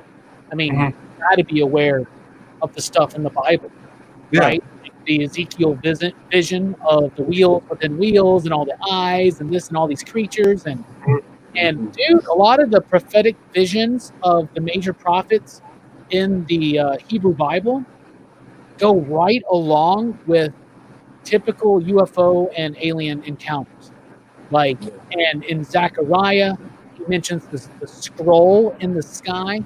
A lot of UFO encounters involve cigar-shaped ships. They're not just always flying saucers. They're not just always balls of light. Sometimes they're cigar-shaped, like a scroll, like a rolled-up cigarette cigar. And that's something that, you know, and who's to say? And there's an interesting thing, too, about here's another thing that I don't think needs to be discredited. I think at a certain point in humanity's evolution, we started trying out psychedelics. Well, what happened the first time they started tripping on shrooms? Like, you know, what happened? There's that theory that, like, a lot of this comes from that. A lot of our mythology, a lot of our... Because psychedelics lead you to another realm. And this, it's always the fucking same realm. Whenever you go back to it, it's the fucking same. And the biggest thing I always got in my psychedelic experiences was the oneness of everything. And that everything is breathing. And that breath was the most important thing ever. And I remember this because I wrote this down. What? So you sound like a damn Jedi. Yeah. But the oneness of everything. And I wrote this down one time, but the only crazy conspiracy I ever uncovered while I was on psychedelics, and I remember the first time I ever was on psychedelics and I looked at the sky, I looked at my homie and I walked back inside and I looked at my homie and I was like, I'm not ready for that. But I was like, I'm not ready for that. Like there were like holes opening up in the sky and it's coming through them. It was crazy. But that was a crazy experience. I've had some experiences, but you know, I don't. I do think there's a slight disservice to the people is that, you know, again, banning natural elements and drugs that may very well enhance your ability to think outside the box. And I think that's another reason why it's a controlled element. It's like they don't want you to think outside the box. Stay in the box. Well, look at the drugs that they tell you are okay. They tell you caffeine's okay. They tell you nicotine's okay. They tell you alcohol's okay. Those are all very elementary drugs. You know what I'm saying? They keep you in a circuit and reality model that is very aggressive, very childlike, very infantile. But the drugs that expand your mind and maybe expand your consciousness and enhance it, like marijuana, like LSD, like mushrooms, psilocybin, those are the ones that are banned. You know, but if you want some opiates for your pain, here, take as many as you want. Oh, they kill people. That's not our fault.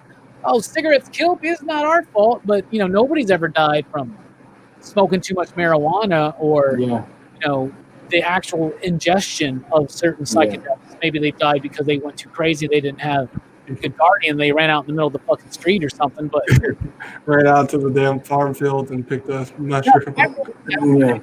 Convinced one time when I was tripping on mushrooms at this time. I was younger.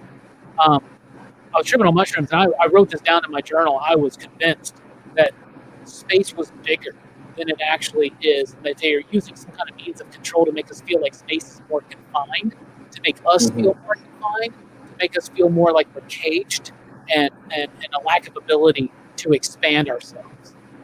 You're going in and out again, buddy. Sorry. No, you're good. But I agree. I mean, in its own way, it's about suppression. Again, suppression of technology and history, and oops, there he goes.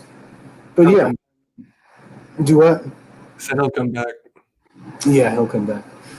But it's crazy. I think it's always about control. And I think that's one reason about the drugs is like they can't control it. Once they can control everything, then they may make it legal. But they don't like it if they're not getting their taxes. Truth. Can you hear me? Yes. Yeah. Yes, absolutely. All right, we're about to wrap up here. Thank you guys so much for checking us out on the Teen Dog Shades night. I got to thank the guests, though. I really do appreciate it. J-Strick, final thoughts on this Teen Dog Shades night? Your first one. First one. Is your life changed? I definitely want to go dive down some holes after this. So probably, yeah. Enjoyed it, my man. Definitely appreciate y'all's point of view. It makes me think outside the box even further than I already do. So, man, enjoyed it. It was very fun, enlightening stuff. Hell yeah. Kevin, thank you so Absolutely. much for being here. I really do appreciate you and your knowledge and your passion for these subjects. It was a big deal. I have to get Kevin on Teen Dog Shades night. So I'm glad you agreed to do it. Final thoughts, my man. I also appreciate you letting me be on here. I just want to tell everybody I'm not trying to be negative and spread hate or anything. I'm just saying there is a reason I think for us to be cautious and to not trust the official story of almost anything. At least listen to all sides before you just listen to one side. And but I've really enjoyed this, Robbie, and it's great to just vent a little bit and get some of this off my chest a little bit. So thank you, and I've really enjoyed it. Always, man, and this was so much fun and almost as fun as our personal conversations. Absolutely, yeah. I again, I'm trying to be careful and not be too political. Yeah, by everybody, just so you guys know, this is Kevin being not controversial. I'm not even kidding when I tell you he's PCP's resident Eddie Bravo. I'm telling you. He doesn't believe in flat Earth, though. No, I don't believe in flat Earth. But if you notice, we didn't mention the moon landing tonight, did we? Oh, man, I almost asked him about that. Yeah. Well, that's for next time. Yeah. I don't want to think less of Kevin. Yeah. I'm just kidding. No. I think they've been. I just don't know if I believe what they showed us. Let's just say that. And that's a great place to leave it, because that means, we'll do this again sometime anyway. Thank you guys so much for joining us here on Teen Dog Shades Night. My final thoughts are this. Expand your consciousness. Do whatever it takes. Respect one another. Question authority. Question reality, because everybody's reality is different, and your reality changes day to day. And why is that? I don't know. But all above all else, eyes above.